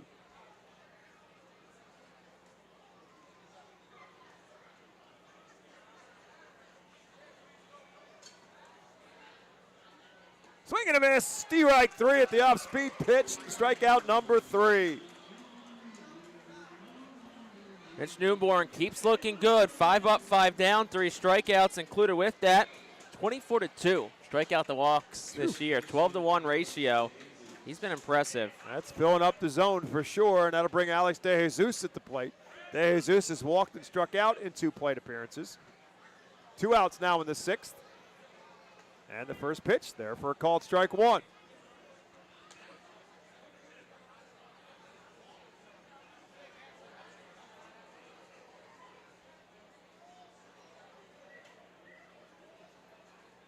Fouls this one out of play. It's no balls and 2 strikes. Looks like right now both bullpens are quiet. So Thurman will come back out to pitch the bottom of the 6th inning.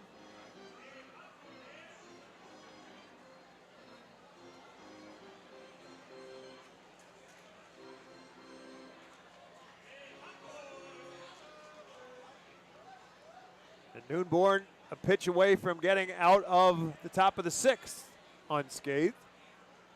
But this one is low. It's 1-2.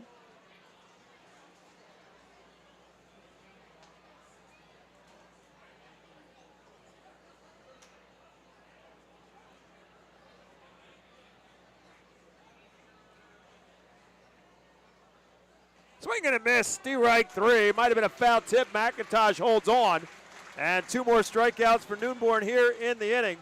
As the Fisher Cats again go 1, 2, 3 in the 6th. We'll take a timeout back on the Ready Fight Phillies Radio Network. We head to the bottom of the 6th, tied at 4.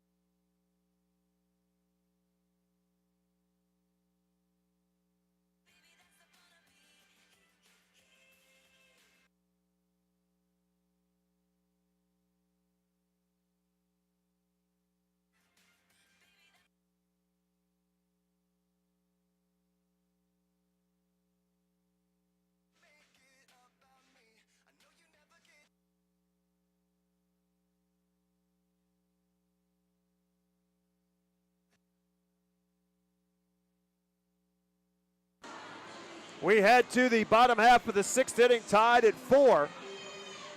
Time for us to take a look at this day in baseball town history, presented by Body Zone Sports and Wellness, the official workout facility of the Phils.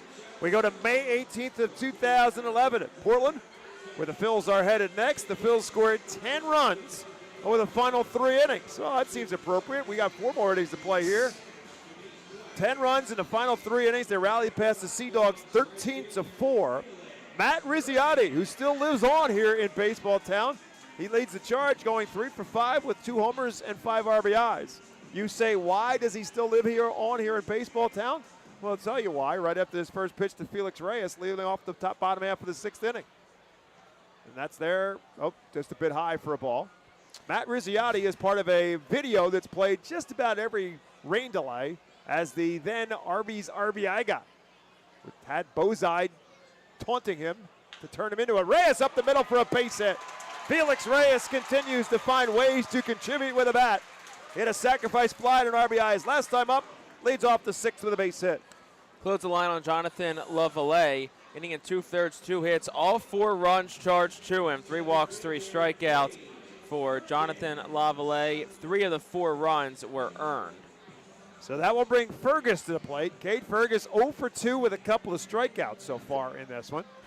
With Reyes at first base to start the 6th, tied at 4. Fergus shows bunt, pulls the bat back. They're going to ask whether or not he committed. They appeal down to first base, and they say no, he did not. I don't know that that's the norm. You don't normally appeal to the first base umpire on a bunt. I mean, on a swing, yes, but not usually on a bunt. That's usually the home plate umpire's call. 1-0 to Fergus. Doesn't look the bunt. It clipped him. Got him right on the arm, and Cade Fergus is headed to first base. Thurman can't believe it. I mean, no argument coming from acting manager Jake McWiggin. Now, to be honest with you, I could tell that the ball kind of changed directions after it clipped him. It did clip him hard. It just got a glancing blow on the arm or off that arm guard that he wears. And it's 2 on and nobody out now to start the 6th inning for Luis Verdugo. Verdugo 1 for 2 with a single back into 3rd.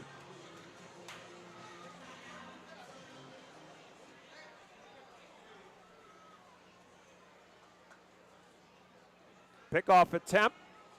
They end up being a bluff as Reyes gets back with Ryan McCarty, the second baseman, kind of sneaking in behind.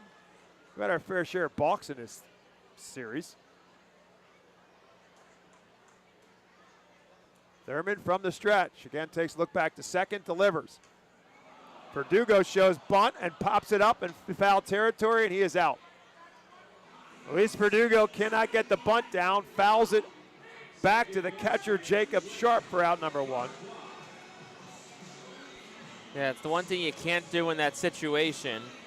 So now we'll see if Farquhar can pick his teammate up as we're back to the top of the lineup. Al Padrique trying to help this team generate runs in any way they can, and it's a prime way to do it. To bunt 2 guys in scoring position for the top of the order, but Farquhar will now step to the plate, carrying an 0 for 2 on the day. First pitch to him, Up and away, ball one.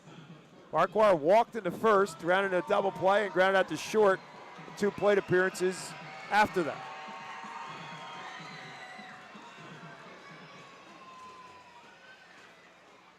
Up high again, it's 2-0. Thurman with a very over-the-top delivery on his release with the baseball. And he's missed up high a lot, including airmailing at least one to the backstop. Allowed a run to score in that last inning. That's in the dirt, it's 3-0. So he hasn't been close at all on the 3 pitches to Farquhar.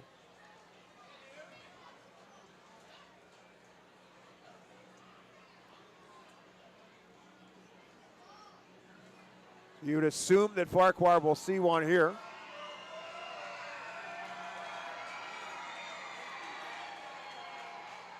Taken all the way, it's ball 4. So this one's starting to shape up a little bit like the last inning. Yeah, where New Hampshire's doing everything they can to help the cause. Second walk already for Thurman. He's hit a batter. He's thrown a few wild pitches. There's been a pass ball. So New Hampshire's given the Fightin' Phils opportunities. They pounced on them last inning. Well, they're pretty much giving to them on a silver platter. You really couldn't not pounce on them. Let's see if they can really pounce on here. Bases loaded for Moore. Robert Moore, who's been on base all 3 times in this series, takes one outside. I mean, you're taking till you get a strike or you get a pitch you absolutely love that you can't let it go. Infield up in the corners, back in the middle for a double play. With 1 out here in the inning. Moore drives this one to right field. Schrupp did not see it, dives, makes the catch. Reyes will tag, and he will score with a go-ahead run. It's 5-4 Fightin' Phils. Yeah, I mean, good base running all around by the Fightin' Phils. Nobody got off the bag too far thinking it would be something, so it's a sacrifice fly for Robert Moore. So, I mean, he's been in the plate 4 times today, and everything's been productive. 2 walks, a sacrifice fly, now an RBI, reached on that sac bunt error in the first, so it's quietly been a good day for Robert Moore. And now we'll have Hendry Mendez, one of the best hitters on the team, to the plate. Mendez singled and scored his last time up. Runners now at first and second and 2 outs. A run across. And he started, checked his swing and hit his bat. Almost hit the hands, but hit the bat. So it's no balls and a strike to Mendez. Always call it the definition of an excuse me swing. Mendez with 16 RBIs on the season. Fergus at second, Farquhar at first, and the pitch to Mendez is inside for a ball. It's 1-1.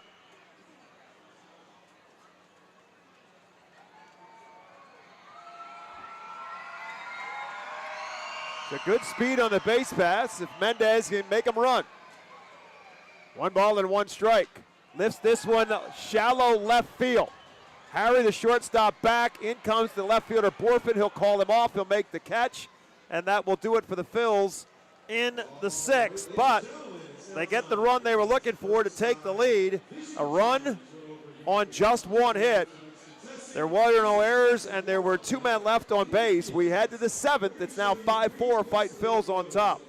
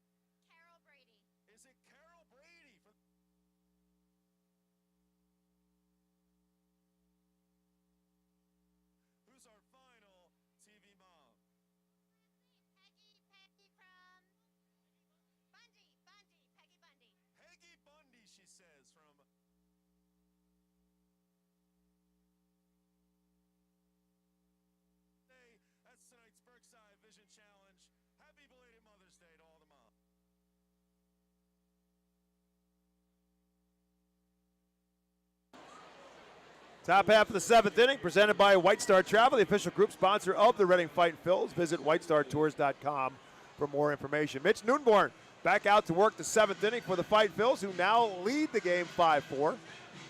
We never did give our Dear Country Fightin Phils alumni report. We never had a better day to do it, and that's, of course, the work of Mick Abel, who got the start today in Citizens Bank Park. Got the win today by going 6 shutout innings. Yeah, I mean, how about that from Mick Abel today? 9 strikeouts, ties the most strikeouts in a debut by a Phillies pitcher.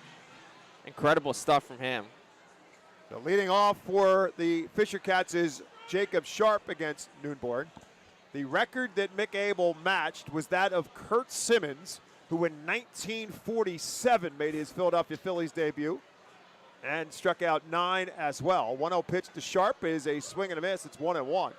Kurt Simmons, who ultimately became a member of the Whiz Kids 1950 team that made it to the World Series with, of course, Robin Roberts and Richie Ashburn and crew. Member of the Philadelphia Phillies Wall of Fame is Kurt Simmons. 1 ball, 1 strike, up and in, and almost hit him. I don't know how it didn't. Sharp was hit by a pitch his last time up. It's the only time he's been on base. Also grounded into a double play, so it's now 2 balls and 1 strike to Noonborn. Beats this one foul towards the Fisher Cat dugout.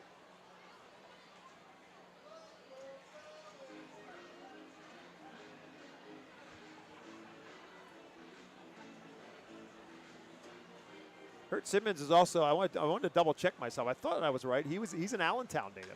This one lifted up right side in the infield. First baseman Seth Beer will ultimately drift into foul territory and make the catch for out number 1.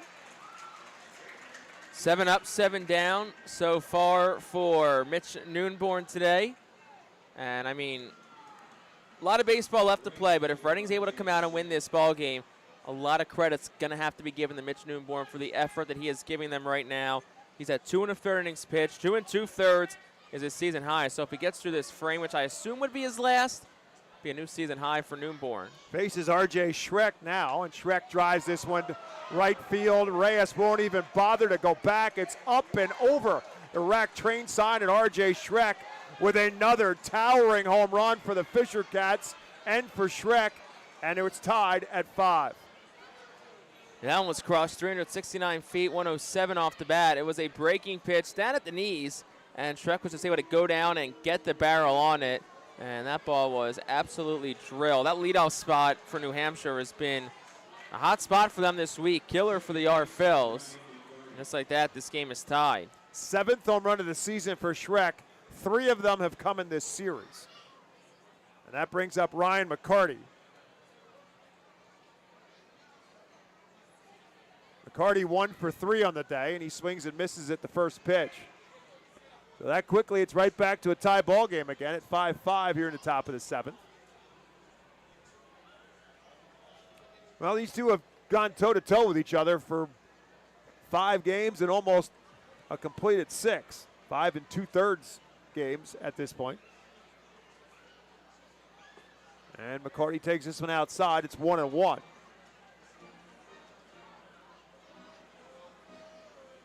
And if you don't know it, the Fightin Phils won the first 3 games of the series. Fisher Cats got right back in the series with a doubleheader sweep yesterday. Now looking to try to end up getting a split of the series if they can win the getaway game here before they head back home. But they were in danger of being passed by the Phillies if the Phils could have taken that doubleheader yesterday. But instead, the Fisher Cats win both games. So now there's a 4-game difference as McCarty lines this one into center field for a base hit. Mendez will get over and cut it off to keep McCarty at a single. So after retiring 7 straight hitters, Noonborn gives up a home run to Schreck, now a single to McCarty, and now we'll face Jace Borfin, who went deep his first time up in the ballgame. His 2nd home run of the series.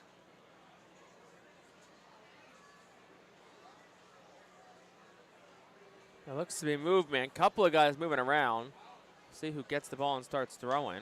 Borfin lifts this one down to third baseline. Long run again for Mendez. He'll get there right at the line and make the catch for out number 2, and McCarty has to scramble back to first. Yeah, Mendez has had some long runs for him today, but he's made all the plays look easy. Loses the hat, gets the line, and makes a nice catch. He did as well last night. You remember with Robert Moore playing in center field in game one, Mendez was running to his right, he was running to his left. He had a whole lot of atom balls over the course of this series. That's 2 outs now for Charles McAdoo. McCarty still at first and 2 down. And the first pitch to McAdoo is outside for a ball. Josh Hedgka is the one who starts throwing. Hedgka got the save in Friday night's win in his Reading debut. Reading Phil's debut, that is. McAdoo started and stopped. The pitch is low. It's 2-0.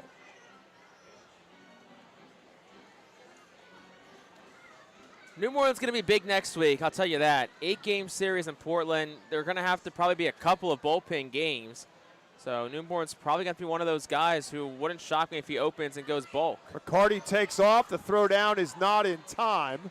Pitch was inside to McAdoo, so it's now 3 balls and no strikes to Charles McAdoo, with McCarty now at second base on the stolen base. Just the second stolen base of the season for Ryan McCarty this year. This is game number 25 for him. In the meantime, it's 3-0 now to McAdoo. And that's there for a called strike on the inside corner.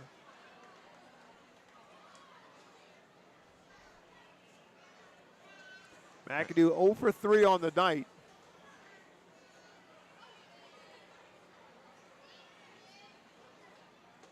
And that's there for strike 2. Yeah, it's going to be all hands on deck next week, I'll tell you that. For the whole pitching staff, the bullpen, 8 games in 6 days.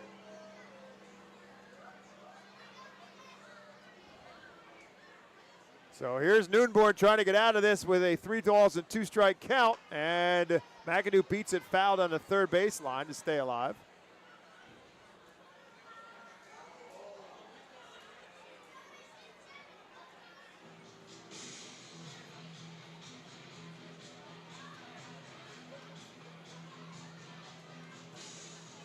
So we'll try to get it 3-2 with McCarty taking his lead off of second.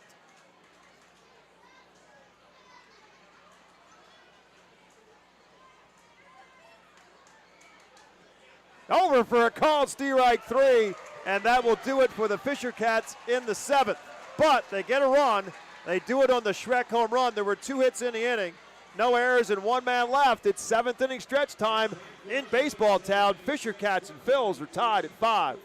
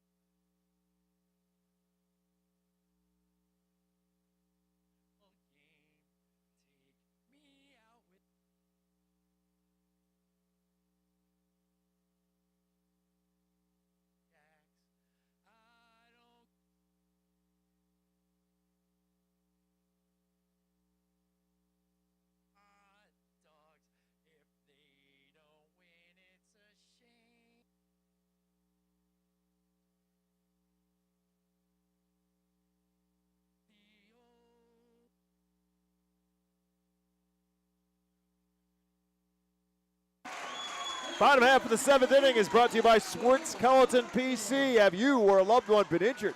Get justice. Call Swartz Culleton today at 1-800-JUSTICE.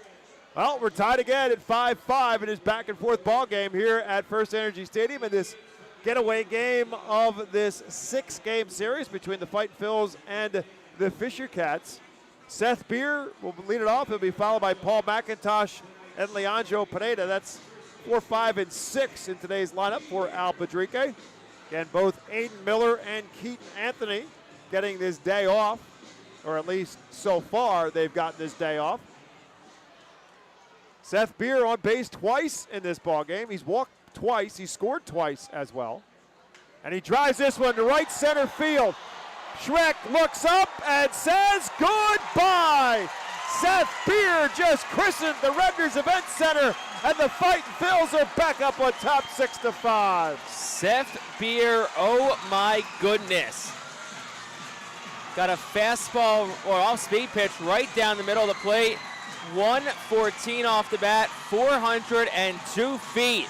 And he gives the Fightins the lead. How about that for your first home run in a Reading Fightin Phil's uniform? Went over the event center. So that will bring up Paul McIntosh. You knew it was there. You knew it was coming for Seth Beer sooner or later. Again, you're talking about a guy who spent some serious time in the big leagues. And he timed that one up, and now McIntosh will bat, and that's over for a called strike. So Seth Beer's first extra base hit in a Phillies uniform is a bomb for the lead. And that pitch to McIntosh is up and in. It's 1-1. McIntosh has been on base twice, single and walked with the bases loaded to drive in a run. Also struck out, so officially 1 for 2 with an RBI. 1-1 pitch. Fouls that one straight back and out of play. That was humming. That came off the bat hard. Looks like everyone's okay. I think it hit a wall. Yeah. I hope so. That was a pretty loud sound. If that was somebody's hands, you might want to get that checked. It's 1 ball and 2 strikes now to McIntosh, who takes that one into dirt to even account at 2 balls and 2 strikes.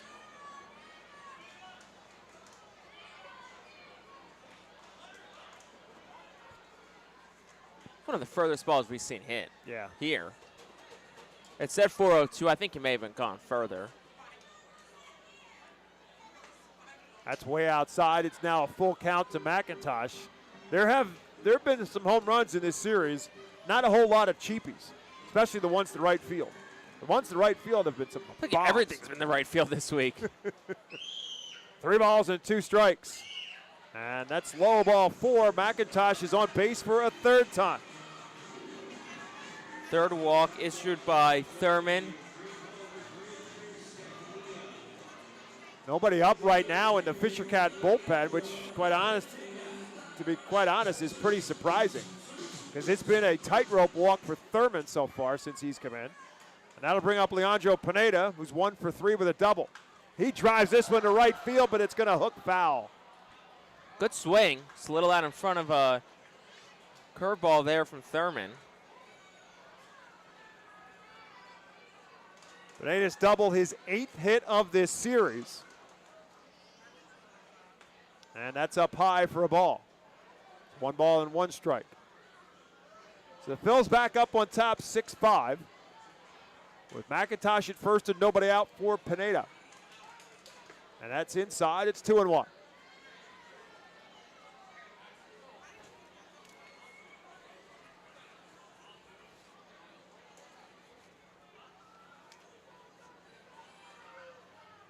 Swing and a miss. Good off-speed pitch. He had him way out in front of a curveball. And it's 2-2. Pineda thinking 2-1. He's got to give me a fastball here. And he got the hook and missed. It's 2-2. Now Pineda will call timeout.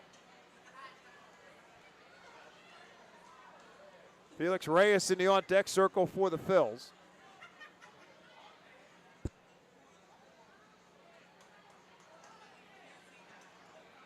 Pineda checks. It's now a 3 balls and 2 strike count.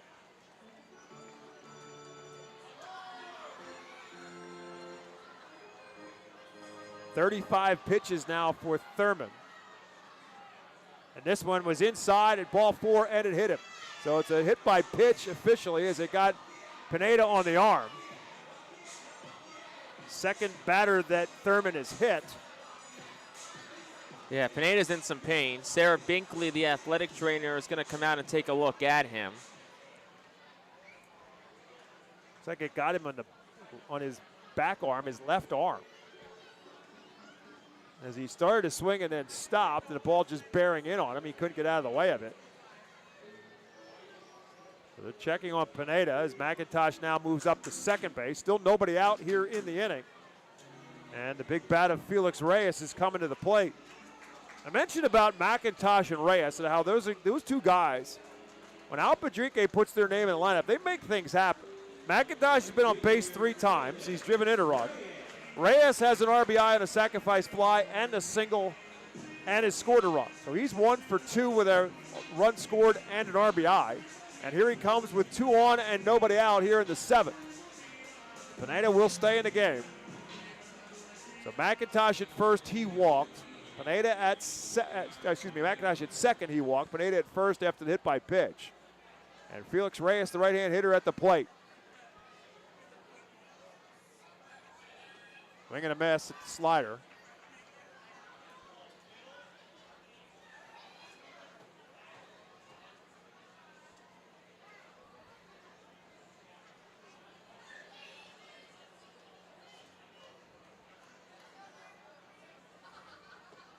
And that's a bit low. It's 1-1.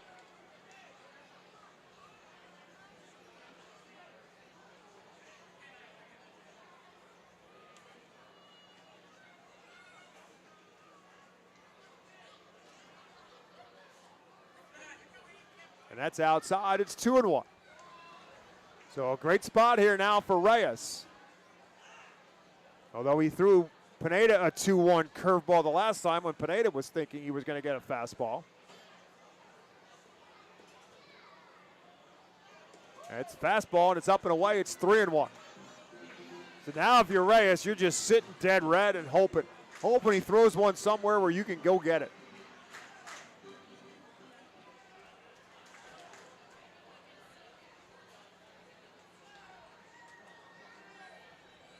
Fouls it straight back.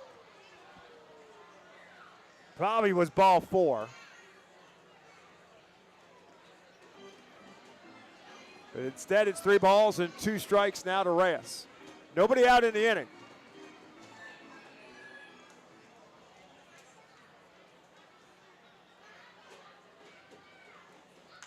Lifts this one shallow right field. Schreck giving it a run to the foul line. Now in foul territory, he'll make the catch. With that, McIntosh will tag up. He'll move from second to third. So it's still a productive at bat for Reyes. He moves a runner up.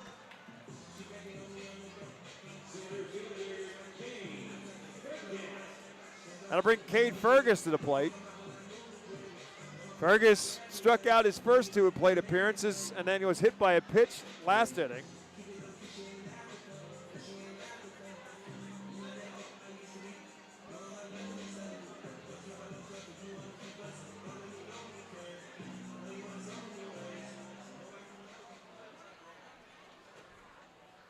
First pitch to Fergus there for a called strike 1.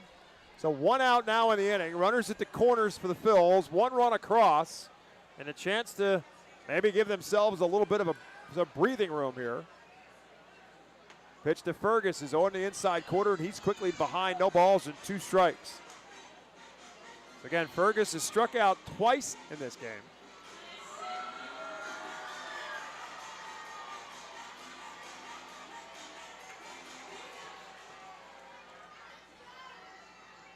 Beats this one on the ground, but it's fouled on the third baseline.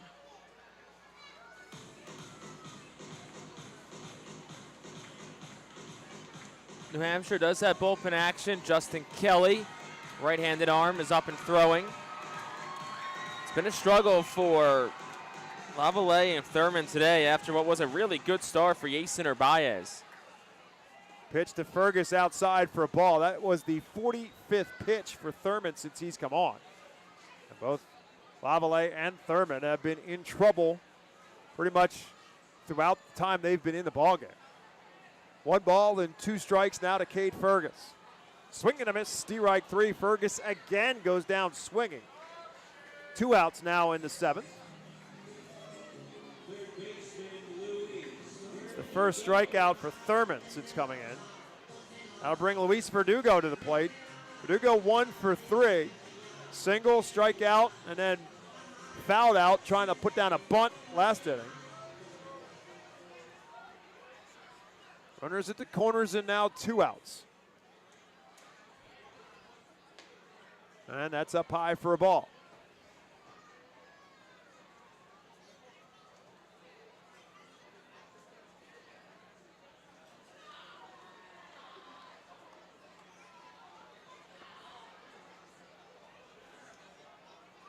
And misses again. It's 2-0.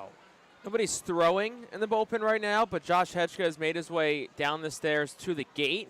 So I think that once there is a third out in this inning, which hopefully is not for a little while longer, he will be entering this ball game. And the pitch to Verdugo is over for a called strike one. So it's 2 balls and 1 strike to Luis Verdugo. Again, Paul McIntosh, the runner at third base. He walked. Anjo Pineda, the runner at first. He was hit by a pitch. This one on the ground towards short. Big hop for Harry. He'll toss to second for the force out. And that will retire the side for the Phils. But they do get a run. They do it on 1 hit. It was the home run by Seth Beer. There were no errors and 2 left in the inning. We now head to the 8th, and it's the Phils back up on top, 6-5.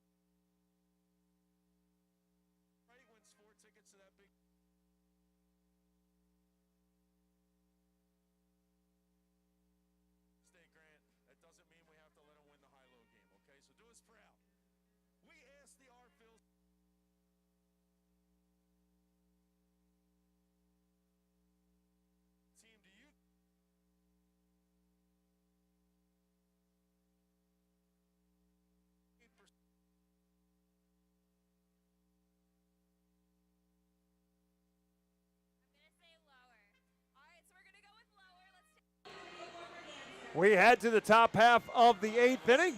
Reading Fight Phil's back up on top, and there is a new arm on the mound. Tell you who it is and tell you what's going on.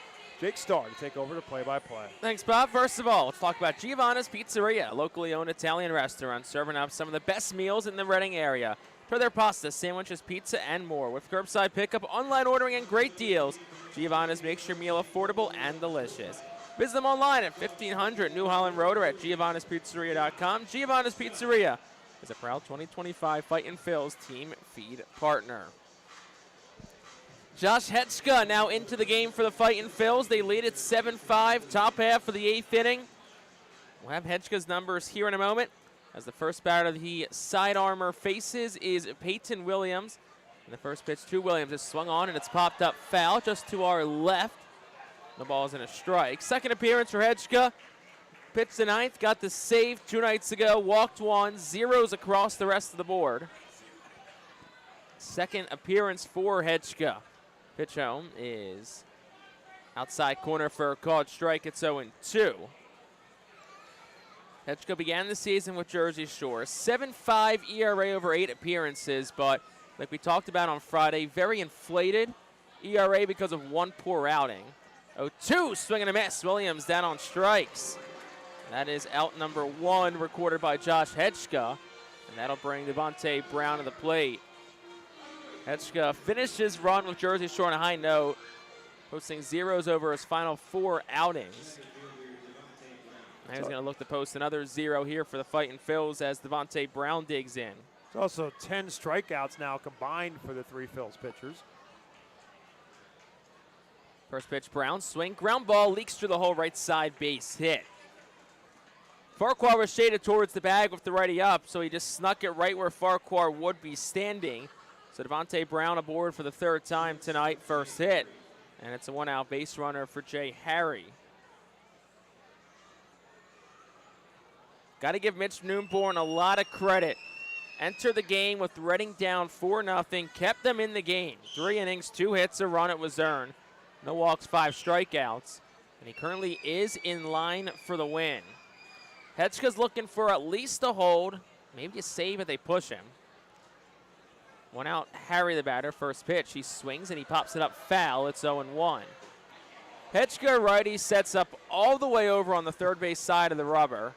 Has a very close stance, left foot in front of the right. He's throwing the ball from practically almost falling off the third base side of the mound. And he comes sidearm as a righty. And Harry swings and he hits it in the air to center. Back goes Fergus. Routine play for the center fielder. Makes the catch, out number 2. And that'll bring Alex DeJesus to the plate. Yeah, it's a pitch that's, if you're a left-handed hitter like Harry is, it's a pitch that's coming in on you. It's bearing in on you from the way he delivers it. And obviously, if you're a right-handed hitter, you got to kind of make sure you keep that front hip in. You want to bail in on it. You got a pinch hitter here coming up for De Jesus. Yeah, it's going to be Edinson Paulino. So, of course, we'll see what defensive changes the Fisher Cats make in correspondence to that. But they're going to go to the lefty Paulino. He's had himself a pretty good week. So he's pinch hitting for the first baseman, De Jesus. And the first pitch to him is taken for a called strike. It's 0-1. Hechka, like most side armors, not going to overpower you, but it's the act of deception that he utilizes. Devontae Brown leads off first. We'll see if they put the wheels in motion with him. 0-1, he stays put, and Paulino takes it outside for a ball. Paulino hitting at .246 on the campaign. Former member of the Red Sox organization, went to the Blue Jays in a trade last year. Saw him a handful of times with Portland in years past. Next pitch is inside 2-1. Paulino started and stopped, able to check it.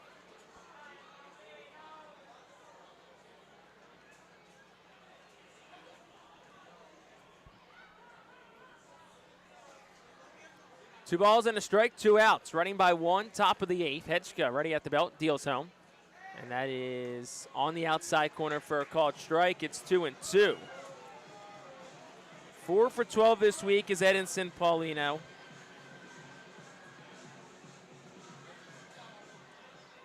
Brown leads off first. Hechka 9 pitches set with 2 outs.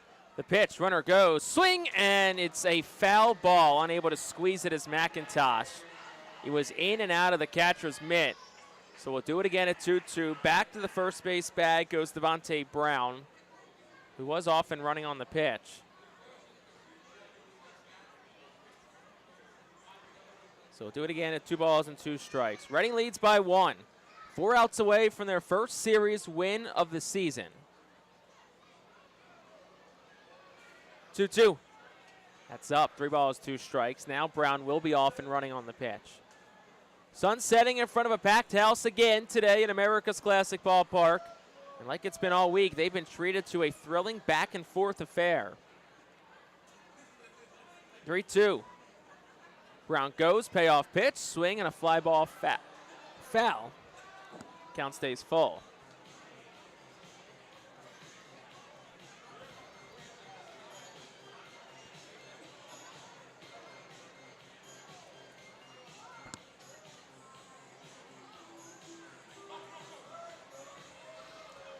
So we'll do it again. Full count, 2 outs. Brown off first. Beer creeps behind him, the first baseman. And the payoff again. Swing and a foul ball. Hit off to the foot of the lefty Paulino. And it stays 3 balls and 2 strikes.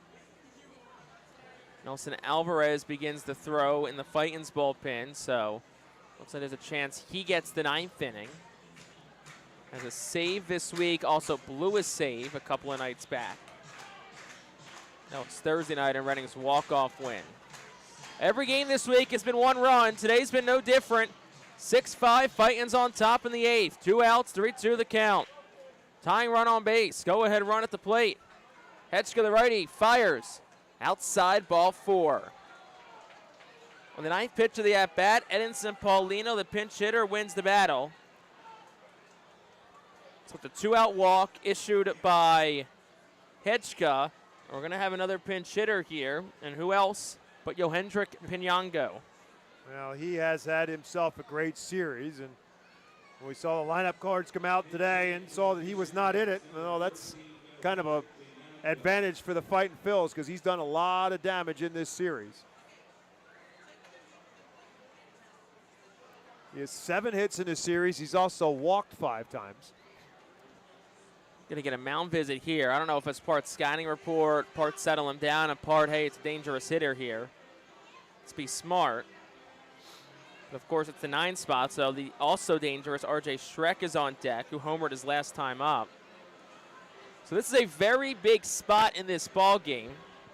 It's also interesting in terms of kind of two different philosophies, because we had this the other night with New Hampshire, and they put in a bunch of pinch hitters and changes late in the game trying to make something happen, where the Phils have had some opportunities with some guys on the bench, and you thought, well, maybe they might pinch hit here, but they opted not to do it. Now, again, Reading right now, they're not going to look for it, but they do have Aiden Miller. They have Keaton Anthony both sitting in the dugout. Would they use them in a pinch hitter role if they need them? 2 outs for Johendrick Pinyango. Hedgega's first pitch home. Outside, it's 1-0. Well, as Jake said, this is a situation where you don't have a choice really but to go after Pinyango because of Schreck being in the on-deck circle. And he's done damage as well. 7 for 17 this week is Johendrick Pinyango. 4-12. Next pitch is just off the plate for a ball. It's 2-0. RJ Schreck awaits on deck. Should Pinyango reach? Edison Paulino's on first. Devontae Brown's on second. 2 outs, top of the 8th. 6-5, Reading on top. Hedgeka fires. That is on the corner for a strike. It's 2-1.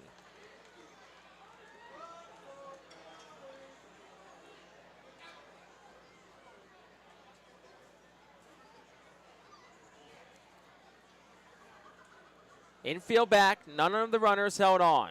Moritz short shaded by the second base bag. 2-1 of the lefty is on the inside corner. It's 2-2. Well, now you got yourself right back in it after falling behind 2-0. So now you're in a position where you're still in control in this spot with 2 outs in the inning. 2-2, Hedgeka against the dangerous Pinyango. The pitch outside and the count's full. Meaning the runners will get a head start on this pitch. But that's just not a competitive pitch there for Hedgeka. That was a ball out of his hand. It was way outside of the strike zone. Hedgeka ready. The payoff again. That's up and in, ball 4. Bases are loaded. We'll see if that's going to be it for Hedgeka. Here comes Al Padrique. It is the first mound visit of the inning, for what it's worth, but Nelson Alvarez has been throwing. And there it is. There's the point to the bullpen. So Josh Hedgeka's day is done. Nelson Alvarez is going to come into a bit of a jam. Bases loaded, 2 outs. The top of the order up for New Hampshire. We'll be back after this. The biggest at-bat of the game here on the Fightin' Phils Radio Network.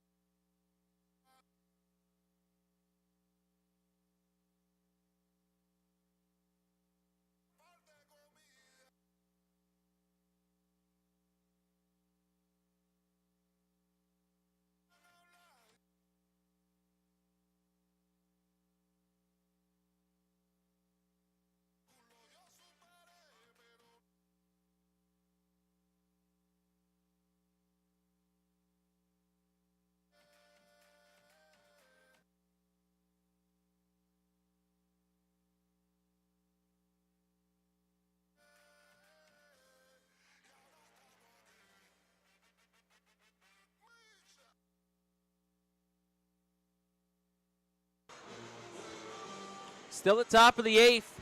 Bases loaded, 2 outs. Albernia University Golden Wolves bullpen call has been made, and it's Nelson Alvarez in for the Fightin' Phils. Alvarez making his team-high 13th appearance of the season. He's 1-1 with a 6.92 earned run average. 13 innings, giving up 14 hits, 10 runs, 19 strikeouts, and 7 walks. He has 2 saves. He's blown 2 saves, including one earlier in this series. In Thursday's game, he came in the 9th to get the final 3 outs in a 10-8 game. Gave up those 2 runs. Phils came back and won it in the bottom of the 9th. He ended up getting the win out of it.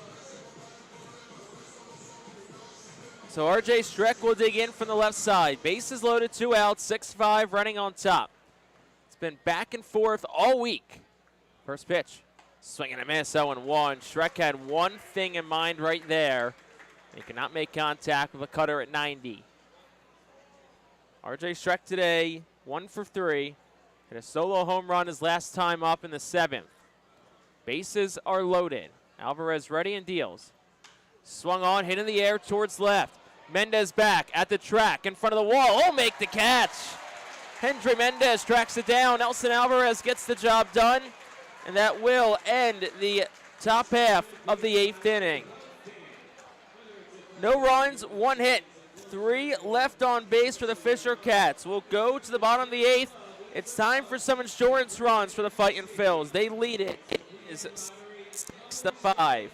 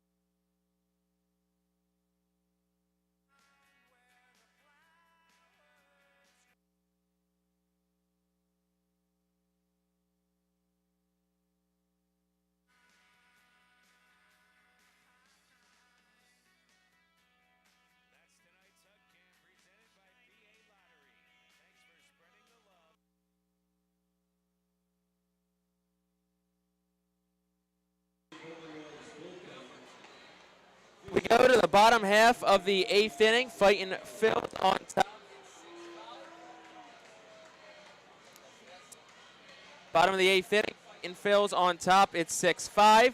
New pitcher is in for the Fisher Cats. It's Justin Kelly. Justin Kelly making his 2nd appearance of the season since coming to the Fisher Cats. 0-1 with a 9 earned run average. In 1 inning, he gave up 2 hits and a run. Struck out 1 and did not walk a batter. So Trent Farquhar digs in. Farquhar 2 walks today. He's Reading's leader in walks at 22. Team leader presented by our friends at PA Army National Guard.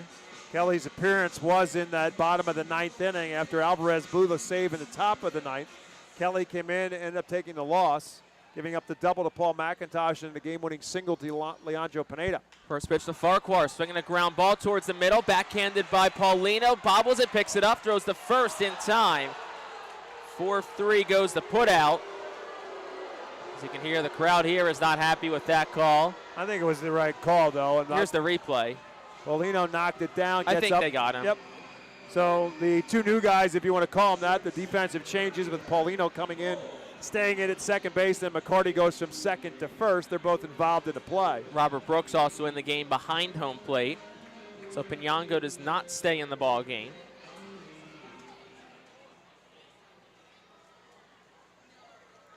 First pitch to Moore is a 1-hop ground ball short.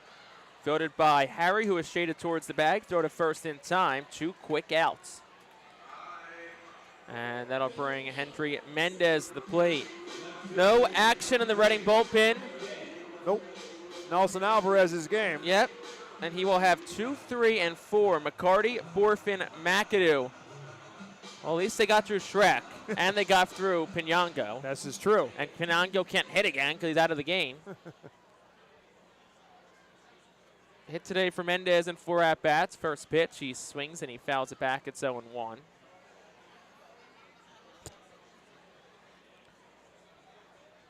As we said, it's been 1-run games all week. Reading won the first 3.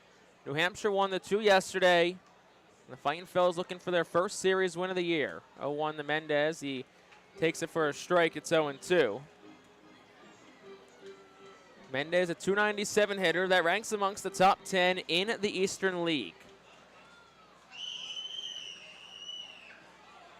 0-2. Down, bounces, gets away from the catcher, Robert Brooks.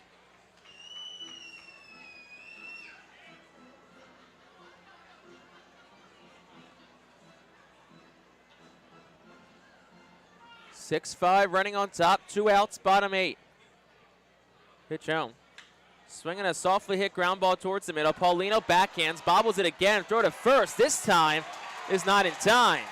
So Mendez aboard on what's been a rough defensive inning for Paulino. We'll see whether they give that a hit or an error. And nonetheless, Seth Beer, who currently is responsible for the game-winning run, if Reading holds on, will come up to bat. That's a base hit on the scoreboard. Yep, it goes down as a base hit, so it's second of the day.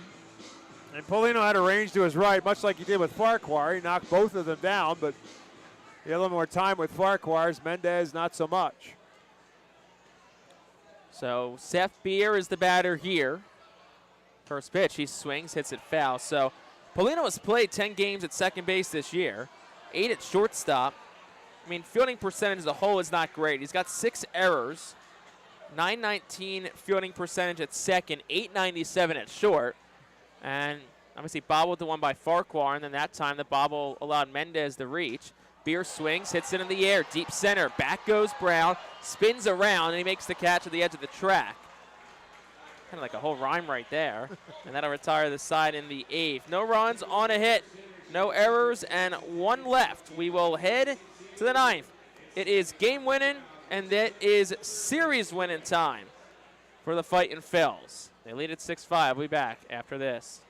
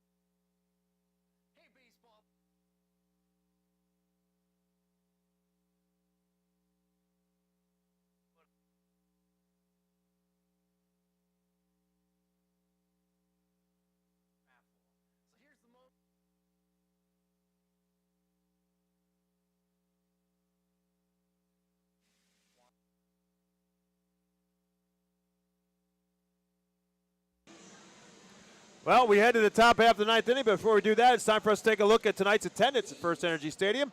And that attendance, another great crowd here in Baseball Town, 7,381. Thanks to our friends at PSECU for presenting tonight's attendance. PSECU is proud to be one of the largest credit unions in Pennsylvania on this belated Mother's Day. And happy belated Mother's Day to all the moms. They all got themselves a Hawaiian shirt, courtesy of the Reading Fightin' Phils prior to today's game. Lots of them here in the ballpark, but a great 2 nights of baseball here in Baseball Town on the attendance side of things for sure. After a huge crowd last night, the 21st largest crowd in Baseball Town history, 9,691 last night, and now back with 7,381 tonight. Now back to what's happening on the field, which is a 6-5 Fightin' Phils lead. Nelson Alvarez trying to close this off. He faces Ryan McCarty. And the first pitch to the right-handed hitter is a ball. McCarty 2 for 4 on the day. Swings and misses at the 1-0 pitch. It's 1 ball and 1 strike.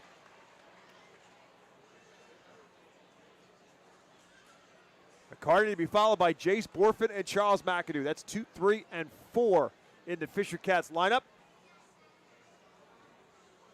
McCarty with a single and a double and a run scored. 1-1 pitch. Fouls this one out of play, and Alvarez is ahead, 1 ball and 2 strikes. So again, Alvarez trying to lock down what he could not lock down on Thursday. Came in with a 10-8 lead in the top of the 9th.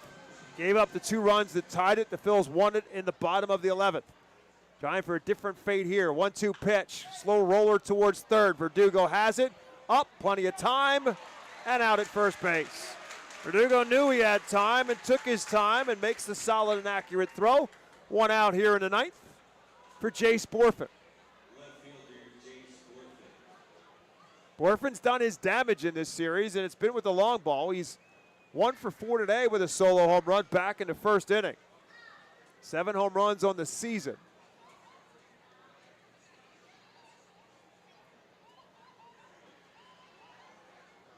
And the first pitch to him is on the outside corner for a called strike 1.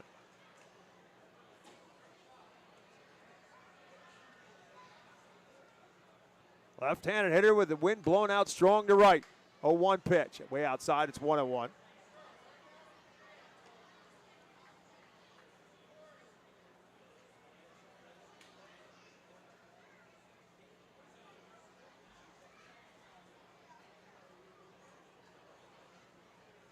Beats this one on the ground. Backing up, making the play is Beer. He'll need help from Alvarez. He'll get that help, and that's 2 outs. So Seth Beer makes the play on the in-between hop. And Alvarez was there for the toss, and that's 2 down. And now it's up to Charles McAdoo. Reading Phil's trying to win their first series of the 2025 season. After taking the first 3 games of this series, now trying to win the getaway game.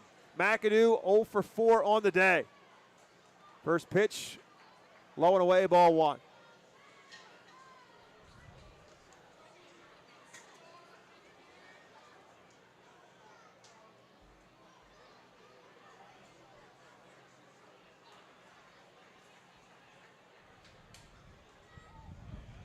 One-0 pitch, swing and a miss. McAdoo went for it all, comes up empty. Again, you've got to hit it a ton to get it out of here on the pull side. All the long balls have been to right field because that's the way the wind is blowing. It's blowing in to left. 1 ball and 1 strike to the right-handed hitter, McAdoo. Beats this one on the ground towards Verdugo. He has it. The throw across is in time. And the Fightin' Phils will register the come-from-behind victory and the series win as well for the Fisher Cats in the ninth. No runs, no hits, no errors, and nobody left on base. The final score, the Reading Fightin' Phils 6, the New Hampshire Fisher Cats 5, and the Phils take the win and the series 4-2. And with that, we will take a timeout and back on the Reading Fightin' Phils radio network with our White Star Travel postgame show right after this.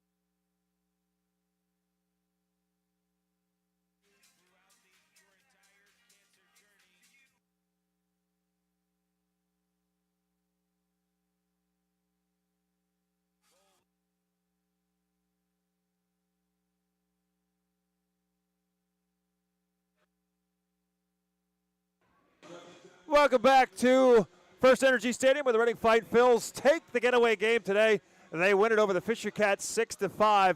New Hampshire had hurt the Phils so much over the last 2 nights and even throughout this series with the long ball, and they did some damage with that long ball today as well. Phils much more of a double-based offensive attack a lot in this series, but ultimately the big difference on the final difference is the long ball of Seth Beer. His home run, it turns out to be the game-winning run for the Reading Fightin' Phils. His first extra base hit in a Reading Phils uniform is a towering 400-plus foot home run, and that turns out to be the winning run in this ball game. Great job by the bullpen today for the Phils. A little bit of hiccups here and there after Luke Russo got the start. Mitch Neuenborn was great through 3 innings, and then Nelson Alvarez gets the last 4 outs for the save. When we come back with more of our White Star Travel, we'll run down the scoring and set you up for the road trip coming up next on the White Star Travel postgame show on the Reading Fightin' Phils radio network.